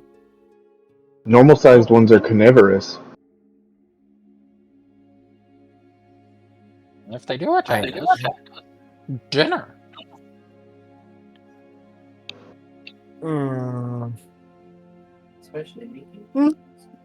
Sure.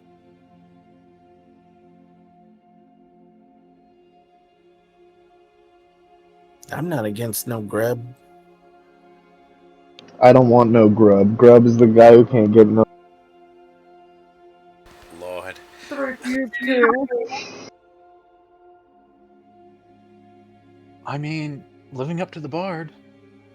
All right, so assumably you all continue your way down the path through this terrain, attempting to avoid the carnivorous dragonflies, but you make it to the edge of a forest that, as you look ahead, there are giant mushrooms and a combination of trees that are like average sized trees, but there are also trees that are like that stretch like higher than you can see. They scrape the clouds. Valin would have definitely seen many of these before. Graveheart lived on a tree like these before, and Onokor has walked through a tree like this before into a place that he, was very out of his depth in. Kinda feels like home. Without the sand. This feels like a tree that I walked into once. Oh, yes, noticed. Would I have seen them before? You've never seen a tree this tall before. You've seen a lot of trees before, though. Well, that's a tree right there. Yes. That's a big tree. I wonder. And I'm gonna fly straight up the tree. See if there's anyone living up there.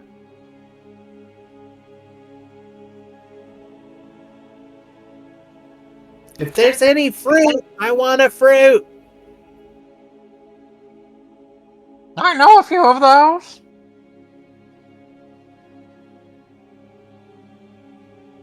So, Graveheart flies up the nearest tree, and you don't see anybody living up here. At least not obviously. It's obviously a pretty big tree. These ones are even bigger than the ones back where you're from, and there's a ton of them. I know I have 3 drawn on the map, but imagine that they're just kind of everywhere. So it's sort of like a forest that's made out of like multiple layers, where there's this like canopy of these giant trees over top, and then there's another layer of like normal sized trees underneath. So the trail down on the ground is fairly dark, and as you're all sort of like at the edge of this forest now, as you look in, the ground is just littered with flowers, and deeper in you can see also giant flowers, like, so there's like little regular sized flowers all over the place, and then there's giant flowers here and there that are just the same as the little flowers, just massive in size. It's like there's little versions of everything, and then there's giant versions of everything side by side in this environment. This forest didn't know what it wanted to be. Why not both?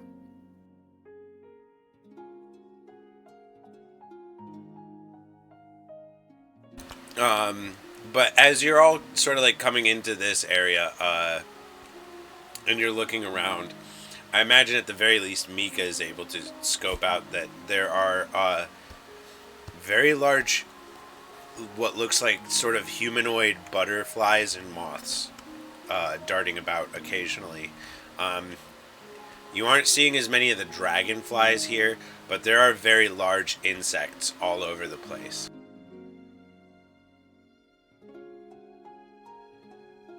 And you said they're humanoid? The moths and butterflies you're seeing look like they're like at least partially human. Not like fairy, but like anthropomorphic moth, or like anthropomorphic butterfly. I'm gonna get stupid excited and like wave at one of them. I probably shouldn't do that, but that's what I'm doing.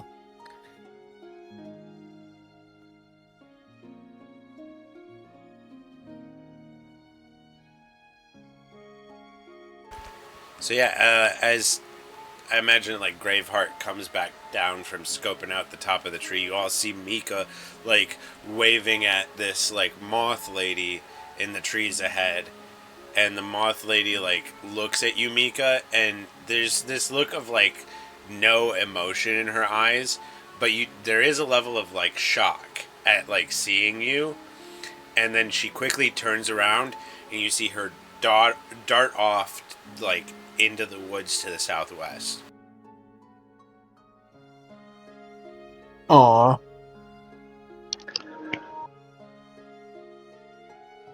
I feel like we're gonna have a welcoming party here soon. Oh, parties are fun.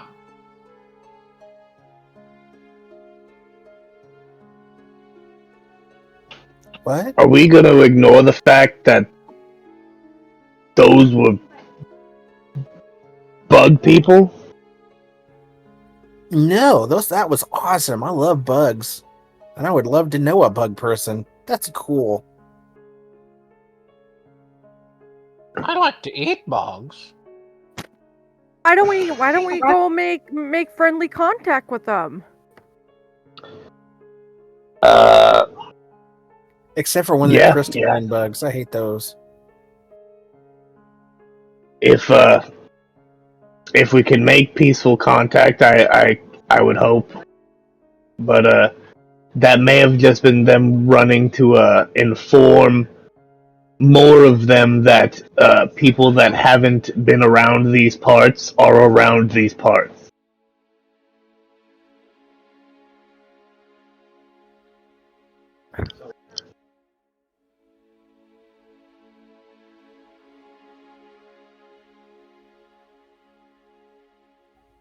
It would make sense. But they don't have to be bad just because they're alert. Sure. No, I'm just saying we Like- should be prepared. Yes. Peace before Well, war. If push comes to shove, I do have a new bow that I'd like to try to use. The bloodlust fills. I don't have to use this, but Well, maybe we make our way in the direction that it ran off.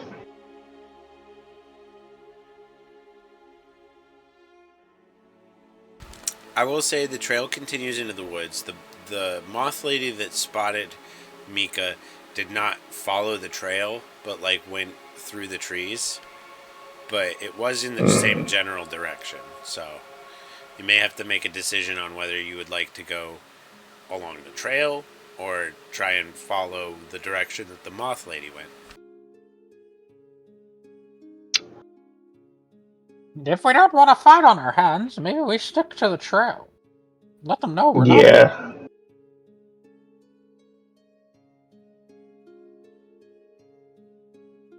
I agree with our friend Graveheart here.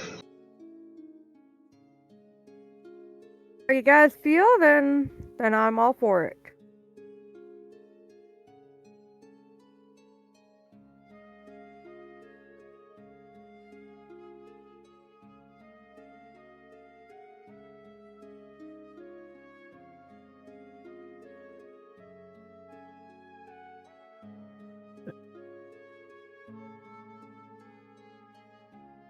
Alright, having come to the consensus to stick to the path, you all continue down the trail.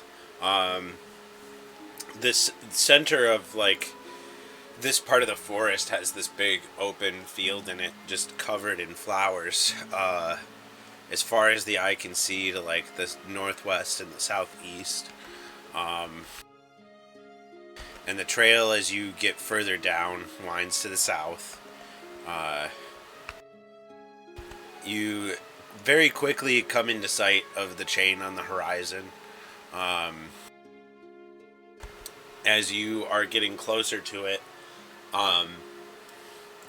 you see it sort of stretch up into the sky and like out of sight as it stretches up to like the as you all know, there's a tower up there. But obviously the void of space is so dark, it's hard to see much of anything out there. And good chunk of you, pretty perceptive. You're all able to sort of scope out, especially as you pointed out to each other. There are what look like little caterpillar people making their way up the chain.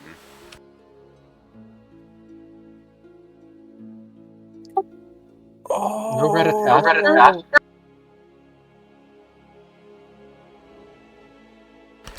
Let's try that again, one at a time.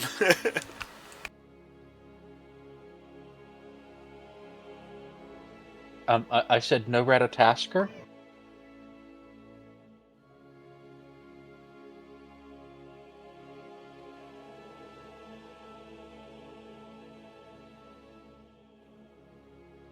No Ratatosker.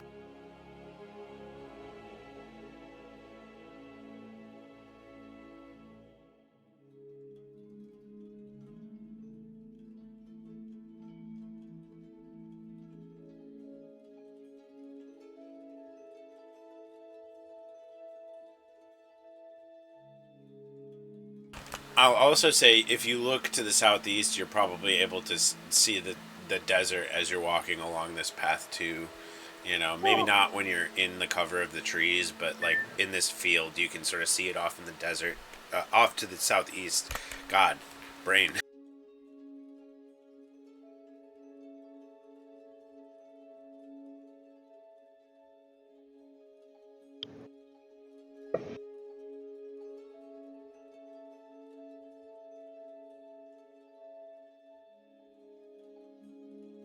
I too have to go use the restroom real quick. You know what? I gotta use the restroom real quick as well. Okie dokie, everybody take 5.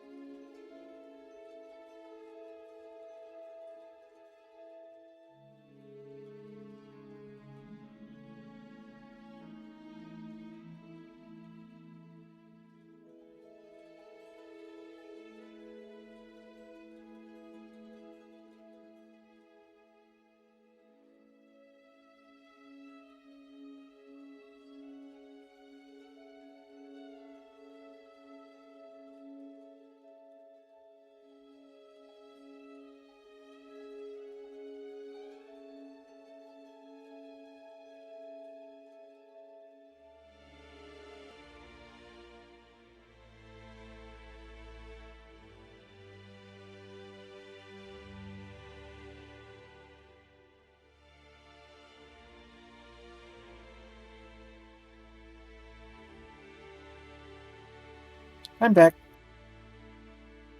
Welcome Also back. Welcome back.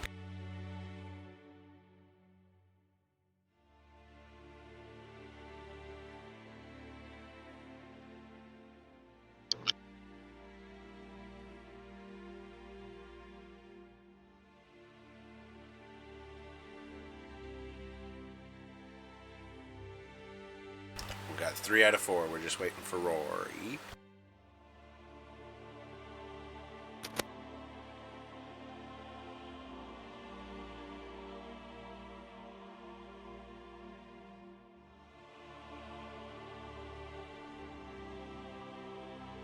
So all these caterpillar people around, where did we just walk past those? You are seeing them on the chain that is like, this is a giant chain that stretches up into the sky, like out of sight. And you're watching them like march up the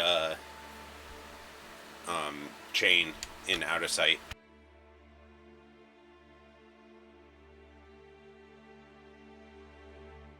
And the chain, the anchor, is where you were all heading anyway.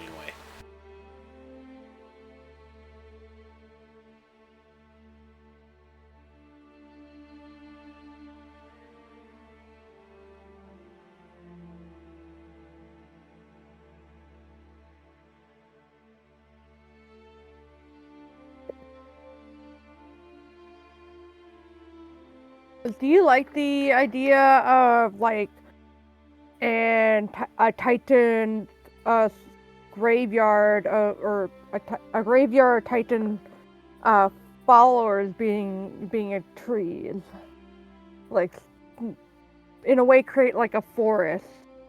Yeah, that's pretty nifty. Are you writing this down in real life, or are you just typing it into chat? Writing it down in real life too. Okay, good, because I was going to say, I regularly clear out this chat, just so you know. It's all good. Thank you for checking with me. Oh, Are any of these caterpillar people smoking? They blowing smoke rings? None that you can see. They all seem to be marching up or down this chain. And Ooh, ooh. I will say, Valin, make a history check for me at advantage. A history check, you say? I do say a history check at advantage. I say. You say, you say. I don't know if you intended this, but I love that tree with a smiley face. I see it. I didn't mean to though. Oh, that's great. That's my flame. Death do it. So Valin, as you're seeing these caterpillar people, you're like, holy shit, I've seen one of these people before. You remember a hookah smoking caterpillar from the mushroom forest. Oh. So this is where their people are from. Whose I've people? actually met one of their kind before. As she describes the hookah caterpillar. Are you sure you weren't on something? No, still following Arden back then. I was too naive to try out drugs.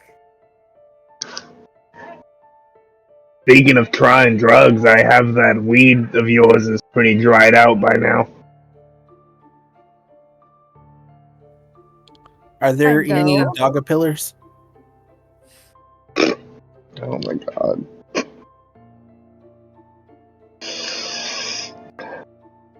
We're not normal. I think that's a given. Onakur is correct. Enough time has passed that your weed you've been carrying around is very dry now. You could smoke it if you wanted to. Glenn looks at Onaker is it safe enough for me to smoke this?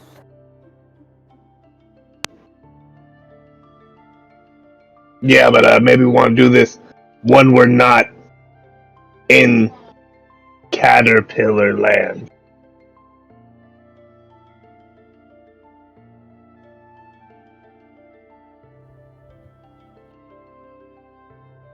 Camp it is then. But yeah, I imagine that Valin, as she's describing the caterpillar that she met before to you all, she points out on the map where she ran into him. She probably also recounts some of the things that happened while she was there, that it was a Bia dedicated to Vindane, and that the mushrooms grew out of control because of his chaos aspect. That there were other giant insects there that she had run into, that they had spawned and spread out from there. The mycelium that spread everywhere, and the caterpillar was hidden behind walls of mycelium and likely freed due to their adventures there.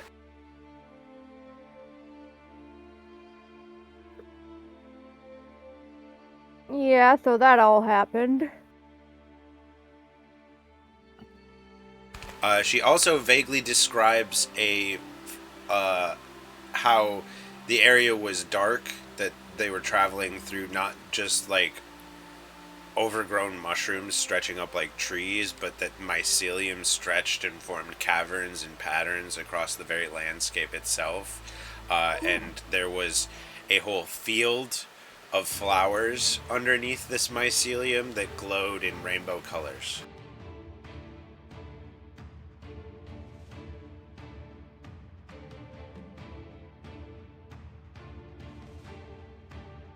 And anybody who'd like to, off of Valin talking about it, go ahead and give me a nature check. Ooh, I'm trained in that.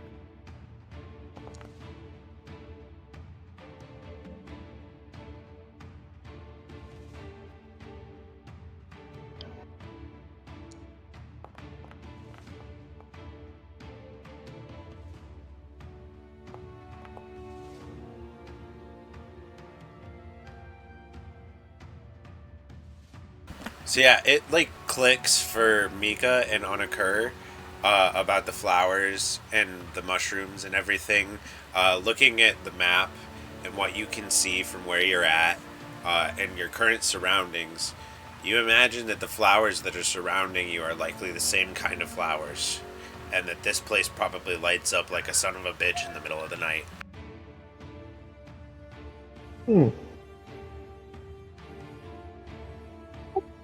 Anybody got any sunglasses? Because I think we're gonna need it.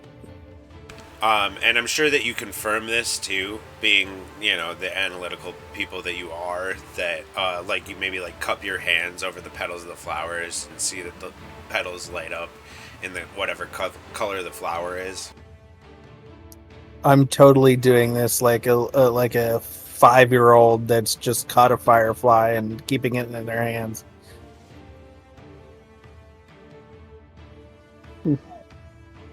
I'm giddy too. Like, oh.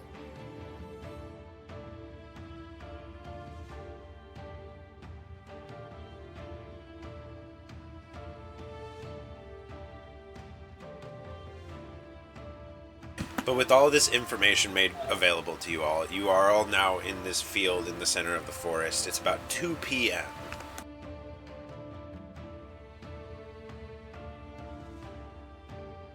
Oh, as they were passing along the trail, was Valen able to spot some flower seed pods? Go ahead and make a survival check. You know, do I an will advantage assist guidance. when I notice. Yeah, you can add guidance and you can roll at advantage since Graveheart is assisting. Okay.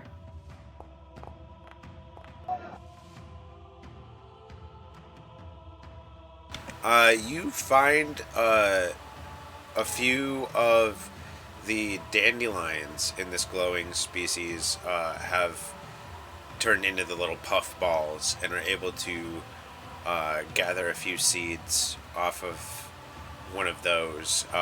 You also find there's like a little bit of like seeds from a violet somewhere in the same glowing species. So you have seeds for the glowing dandelions and violets from this region. Dandelions and violets. Ooh. She like holds up the seeds with the beam on a smile beamed on her face as she like carefully packs them in her bag safely. Encore is going to take some of the soil from around here and put it into Philip's little soil pot in my bag. He does a little jig, being all happy, supplied with like fresh soil. Ooh, and Belen actually gifts Philip one of the dandelion seedlings. You like pick one of the seeds out with your finger and like place it in his little palm, and he like stares at it for a second, and then he just licks it off of his hand with his little lion tongue as he looks at you with that like dog side eye. Wait, what type of dog side eye? You've never seen the dog side eye? Like a No, Yorkshire is it Terrier. like one word out of concern? Like No, he it's doesn't like know thank if you he's for the snack. like he doesn't know if he's supposed to be eating it or not. Sort of look. Oh, he didn't need to eat it. It was more like, here's a gift for you. Do what you will with it. And he did what a perfect little angel would do, and I kiss him on the head. Aww. I have given you an example of the dog side eye in the Discord chat. Okay. Oh, that one. Okay. Yeah, I know what you're talking about now. Like, I'm eating this whether I'm supposed to or not, but I don't know if I'm supposed to be eating this.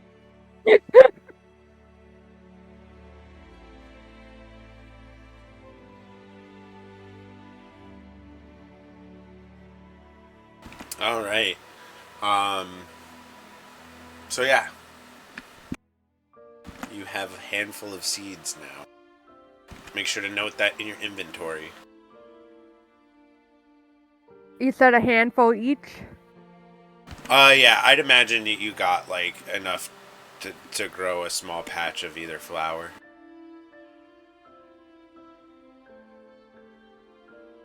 Oh, enough where she's able to get seeds from the seeds. Maybe. It, like, I'd imagine that you got, like, the equivalent of, like, going to the store and buying one of those little 80-cent seed packets, you know?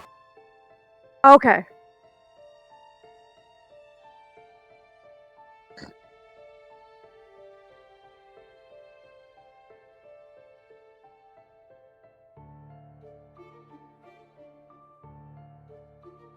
But I suppose if none of you had anything else you were planning on doing, you continue down the trail, and slowly but surely, you make it to one of the corners of the anchor.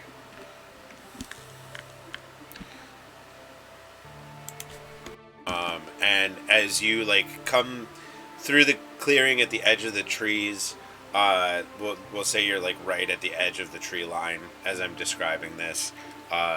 You can see this, like, there's this giant piece of metal just protruding from the ground that has this large ring in one side, and like that's what the chain is hooked onto. And now that you're close enough to it, you can hear the groaning as the entirety of what you stand on, your terra firma, sort of creaks and groans as it pulls against this chain in the like eternal gravity and the dance that it does with this tower in the middle of space. There's more of the like large plants still around here. There's like giant trees that sort of scrape off the edge of the world at weird angles, and like flowers and grass and mushrooms.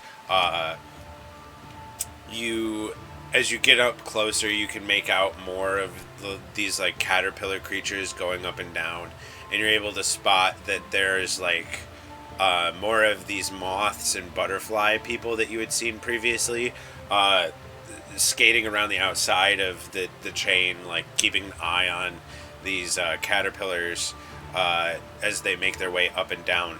And now that you're close enough, you're able to make out that each of these caterpillars going up the chain are carrying what you recognize as the purple kyphonic crystals. The very crystals that have been corrupting and messing up everything you've seen in your adventures thus far.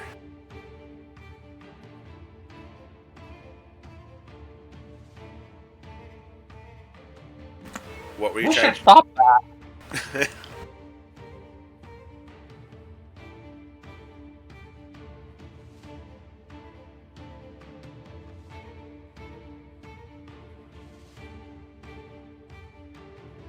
So we should stop that from Graveheart. Sorry, my bad.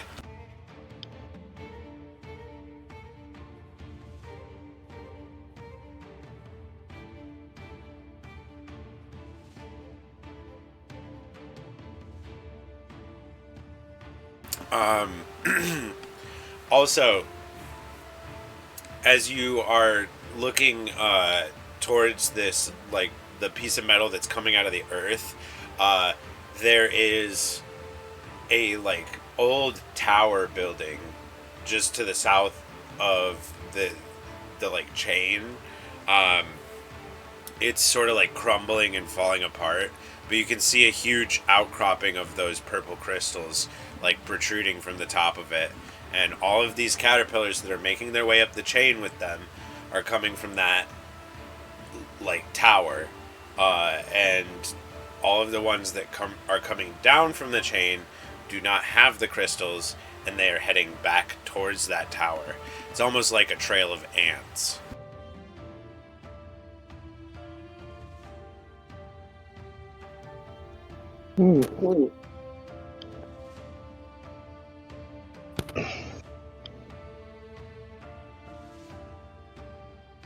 Not a fan of that.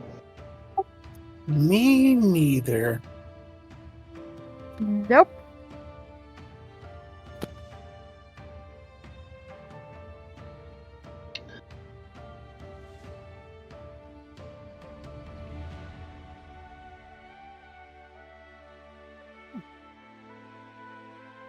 So, yeah. Well, we can't exactly leave this alone now that we've seen this.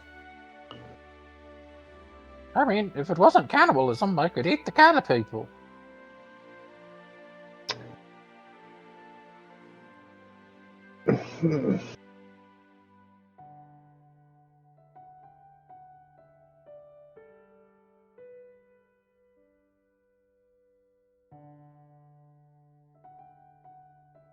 I think we've got a crystal problem to take care of.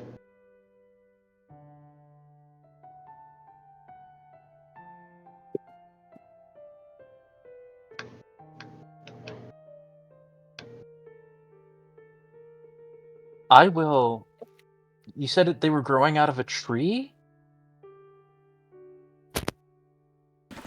It no, there's like a tower Oh. to the south of this, like, so like this here is like a big metal structure that the chain is attached to, and then like right down over here, just off of the map, there's a big tower with crystals coming out of the top of it. That's probably their supply that they're pulling from to carry up this chain. Can Valin make an insight check to like feel what the mood is from the cow pillars, either if they are actively trying to use these to harm people, or they're actively trying to get rid of it because they can see how harmful it is?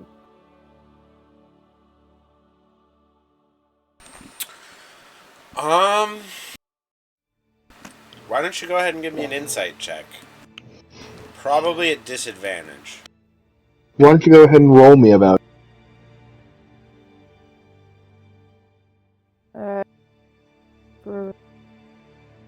That guidance is on. I mean, there's always a chance she could pick up something, but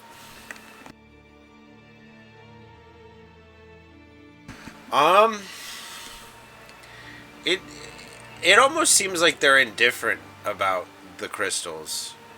All you can tell is that they're like taking it up and down.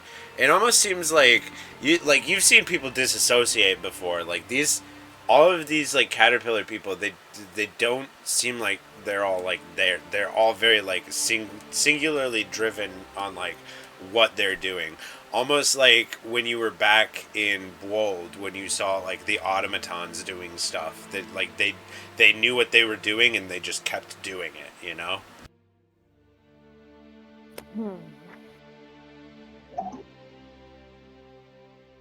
Well,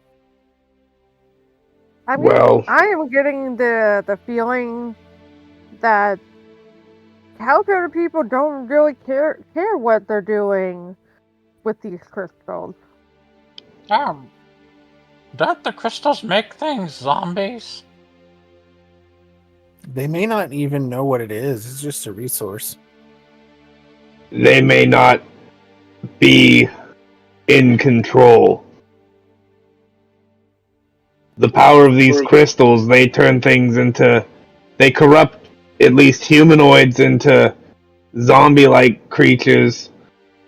We've even seen how it corrupts insects. We don't see any they don't look themselves to be corrupted, do they? They don't look crystalline in any way? No, they just look like they're transporting it. Yeah, so if I don't think they're it doesn't look like they're corrupted, but it does seem like they were given a task and they are completing it. There's two big ways that I think we can deal with this, and that's either going to where they are taking the crystals to, or destroying the source of their crystals, and then dealing with the backlash. Because if they are collecting this for something, that something is probably going to be upset once that collection stops.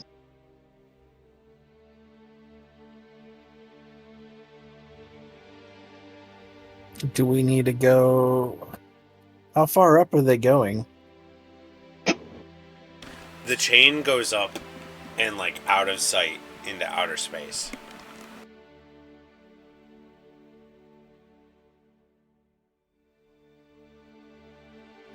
Is there air in your space? You've never been up there. How would you know? Is this You Jimmy got me Neutron there. logic?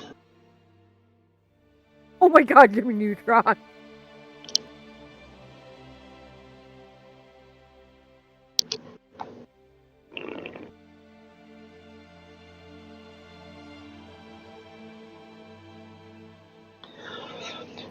I think Given- we're gonna have to oh. try to do. Sorry.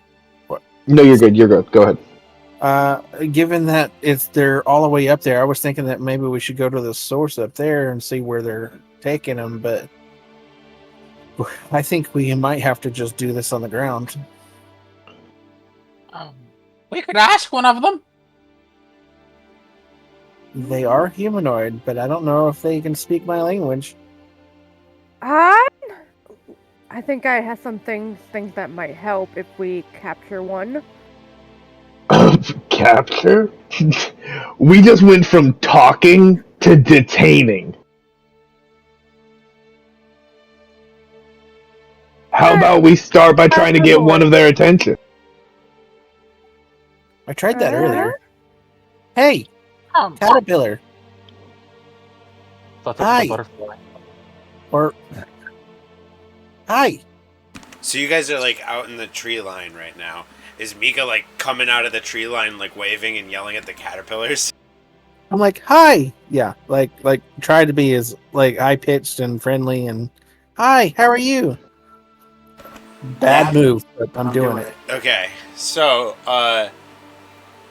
you all watched Mika run out trying to greet the caterpillars. The caterpillars don't look at you at all, but as you're doing this, a couple of like there's like a moth and a butterfly person that come down and they're holding spears, and they sort of look down at you and say, "Halt." Hi. Who? Mika. They look What are at you you. guys doing? Those crystals look, I don't know, tasty or something. Almost look like candy. They look at you. They look at each other. There's like some cocked head moments. I got a jar of candy.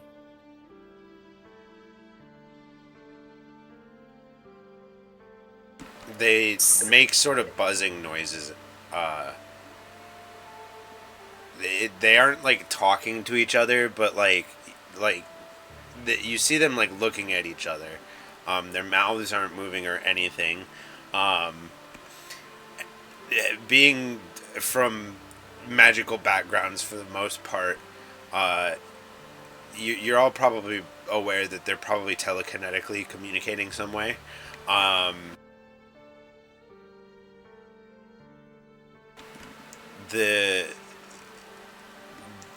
One of them like slams his spear into the ground and goes, "You talk diplomat."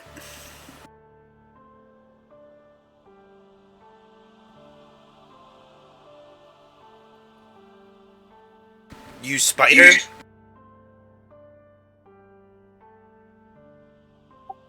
I'm sorry, what was that? Are you spider? I is mouse. They sound a little annoyed as they like make like a buzzing noise.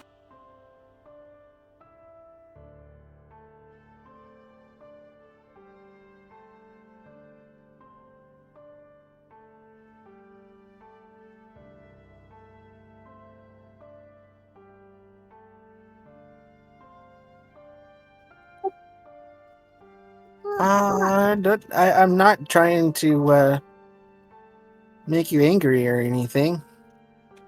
I was just curious of what you guys were doing. They make like a motion, like pointing down the trail. Seems like an awfully large climb. It almost seems like they are trying to like guide you somewhere.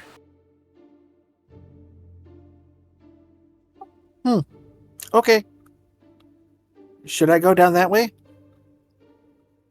Diplomat talk. Oh, sorry. I need to talk to your leader then.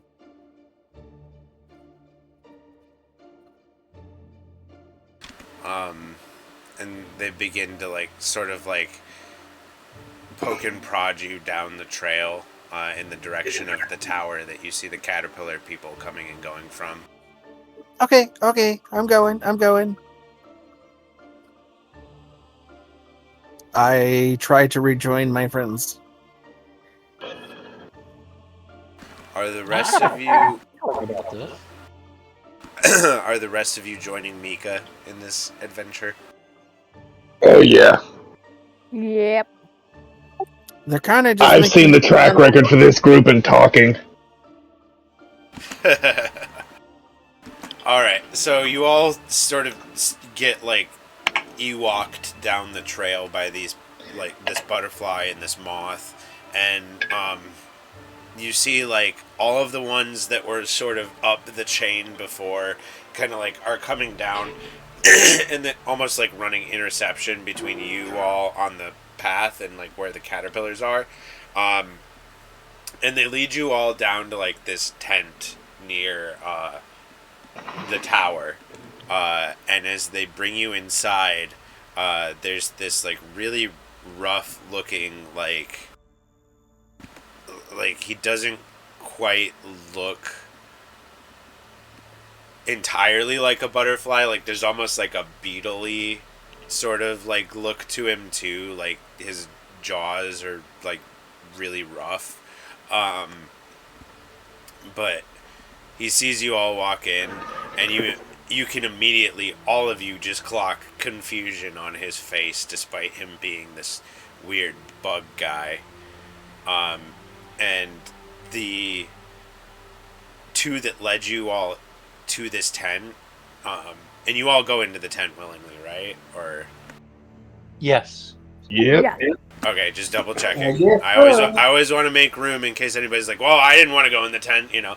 But yeah, you all get led into this tent, and the two that led you all into the tent, you see them like look at the guy, and again, there's like this like they're talking without talking thing going on, and they start like they pinch in behind your group and sort of stand between you all and the entrance / exit of the tent as this weird off butterfly man begins to address you all.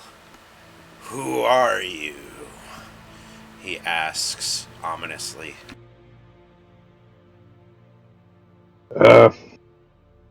We are a group of friends and adventurers on a mission. Yep. I'm Graveheart of the Blue Sand. The Hive says you come from north. Nothing north but snow. We thought that out. Yeah, we took care of that problem. Spring has sprung again. He rubs his little weird buggy chin. You with the spider? No. Who sent? No. Who sent? A small man with a really long beard. You wouldn't know him.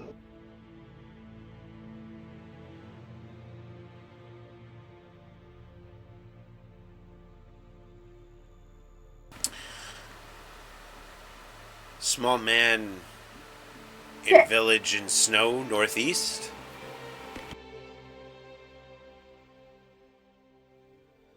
No, a small man in a city far from here.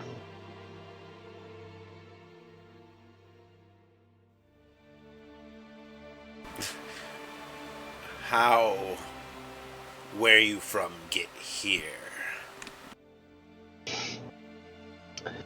Well, I'm not sure if y'all were privy to it, but, we were quite literally dropped off to the north of here by a giant hand, a mountain range, you could say, and, yeah, we were sent on a mission, and, this was the direction that we had to go.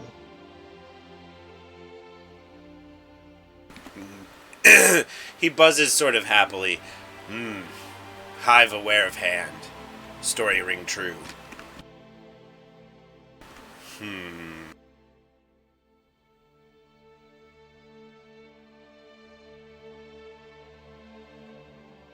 Hand Seath. Correct?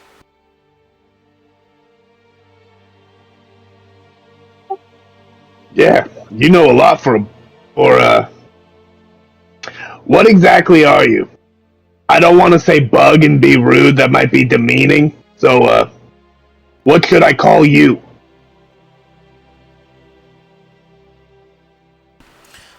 Our people call Hive.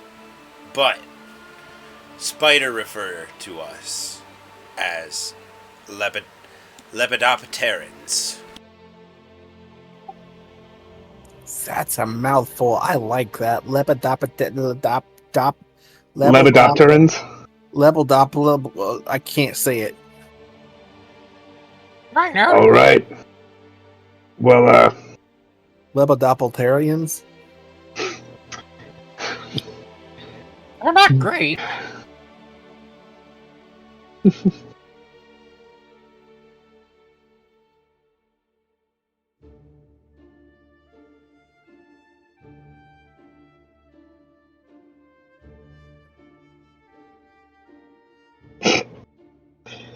well,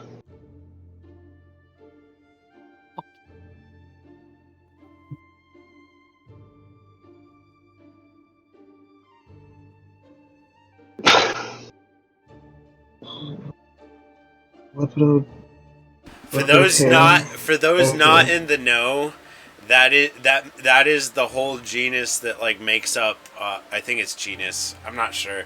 It's caterpillars, butterflies, and moths. Okay. The pupators. What up, pupate? Go ahead and Google that if you like. But that'll be the name of this race, at least referred to by not themselves. So they say the spider refer to us as lepidopterans. Order. It's their order. There you go. That's the word I was looking for. and, who's this spider?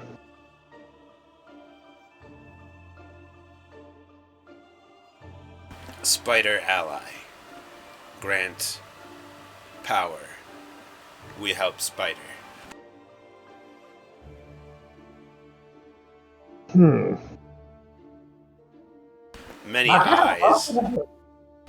eyes see many things. I guess Oh, it does. Anakor is gonna put his freaking head through the floor. Are you kidding me? Oh, I need a moment.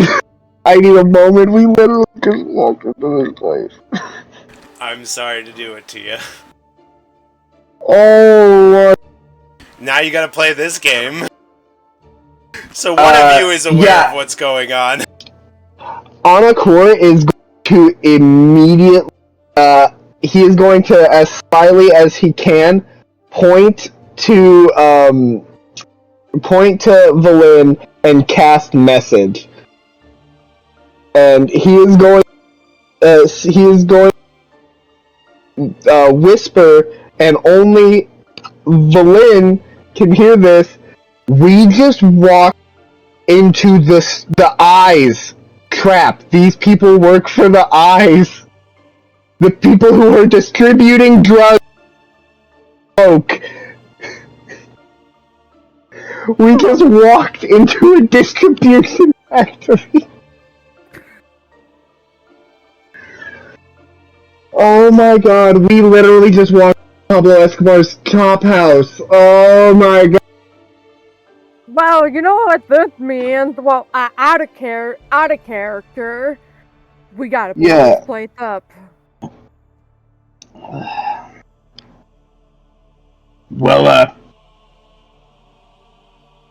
seems like a pretty powerful ally, am I to assume? That's what you're doing this whole, collection gig for? Is this an ally that could be an ally to us? I'm going to look at Mika I'm just look in my eyes. And Mika's probably like perceptive enough, like you catch like Anakur's staring daggers at you. But I know. The drone is like we're in the middle of like danger, so I'm just being innocent. The diplomat says, Spider powerful. Hive weak for a long time. The spider give us strength. I freed from the hive, but only I alone currently.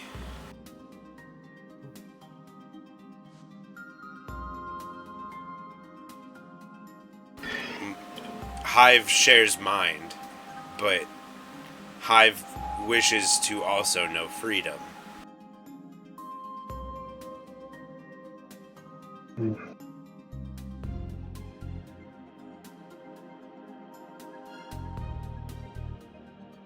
Spider promised us if we take crystals to other worlds, they would give Hive freedom.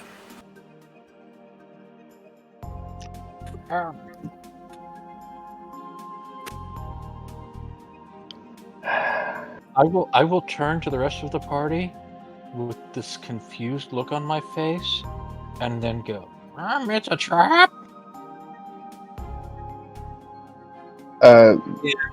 In what languages do I know? In Dwarvish. Please tell me someone speaks that. Rose, these creatures, what is their what's the likelihood their wisdom is high? This dude seems pretty aware of things. I mean, that can be in a high intelligence with a low wisdom. Plus, he's freed from the hive.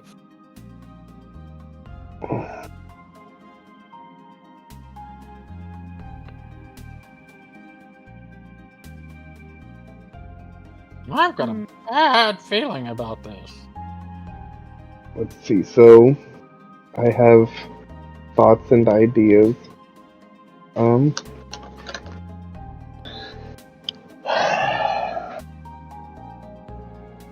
You seem like a reasonable creature. Your want for freedom is not unlike an everyman's want for freedom. You feel it the same, and I understand. But what you're doing right now, isn't this isn't going to lead to any freedom for your people.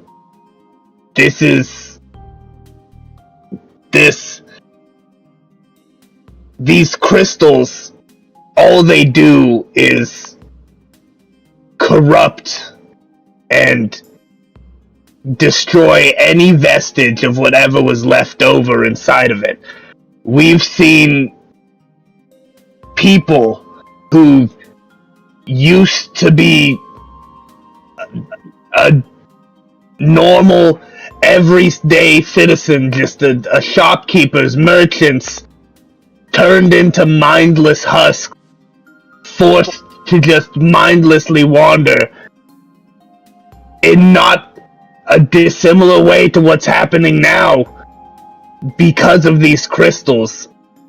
You can't keep doing this. This promise that he's given you isn't true.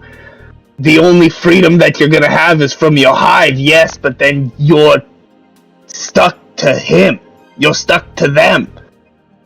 What freedom is being under the thumb of something greater when you can actually achieve your own freedom? True freedom. Hive has been under heel of Strongers for a long time. Hive ancient, and Hive remembers all. May have to yield to Spider, but will overcome. Spider's promise true. Spider only reason the diplomat is free from Hive.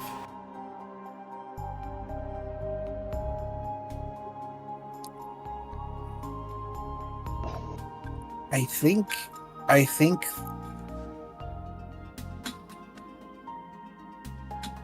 that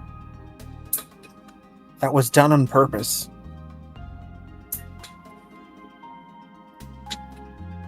It gave you a sense of protection.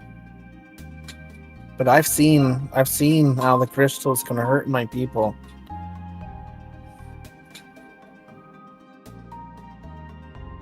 They turned someone I knew into like, I don't know, a monster.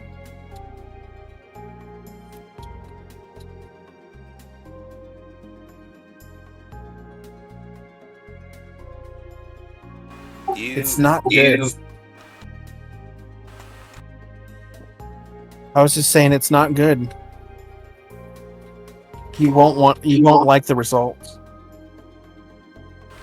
You tell Hive to change course, but offer no solution yourselves.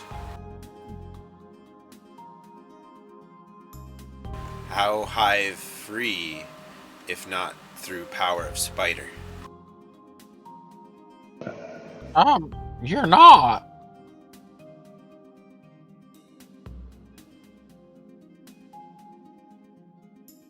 One sec. What's that again? We can search for help. Oh. We've talked to a god. Or two. Or three. Spider's also no god. If not under heel of Spider, if yield to you under your heel. Everyone want to squish Hive. No, you can walk beside us. Be our friend.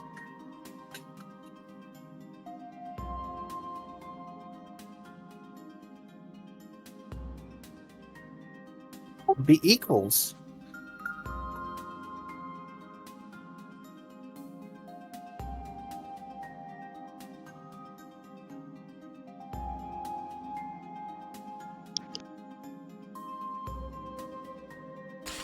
Hive wishes not enemies make, but Hive must complete task. Hive will offer you peace if you leave.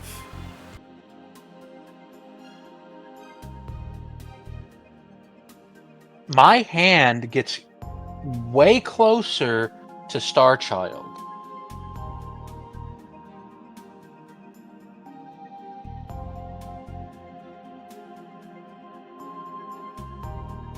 Because I ain't trusting none of this.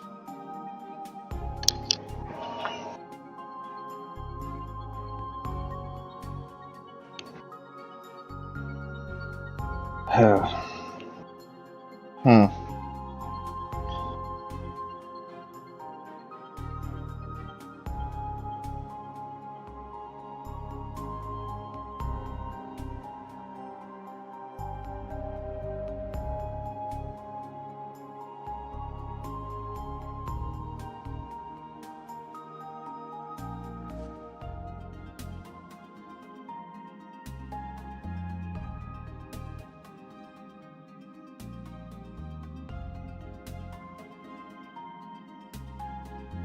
I'm rattling my brain right now. I heard. This one is tough.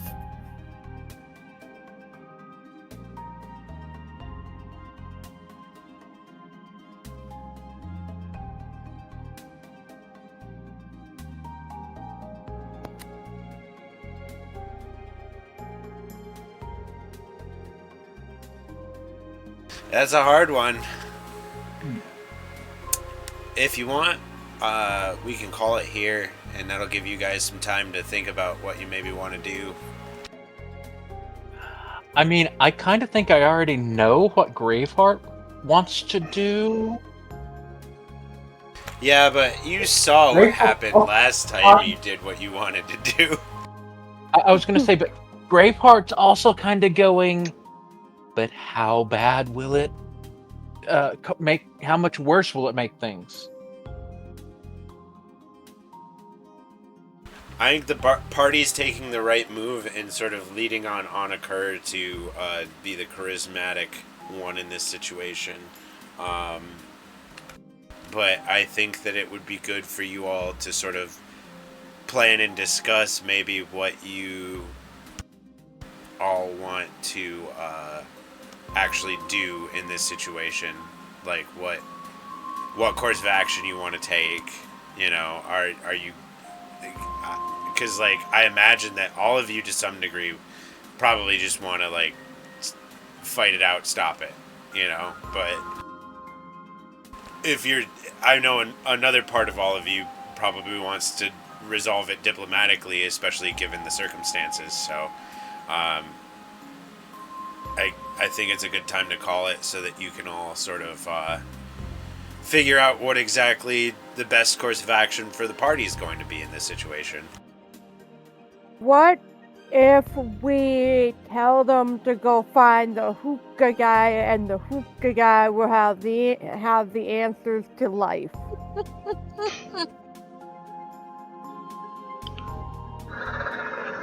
Oh, I wish it were that simple.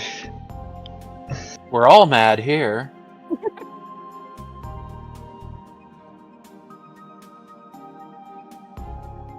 You could always find the smiling cat. As for stream, we'll say goodnight to stream. Thank y'all for tuning in.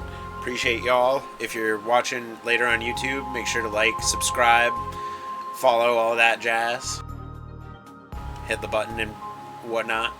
We appreciate y'all. Thanks for watching. Thanks. Have a good one till we see you again.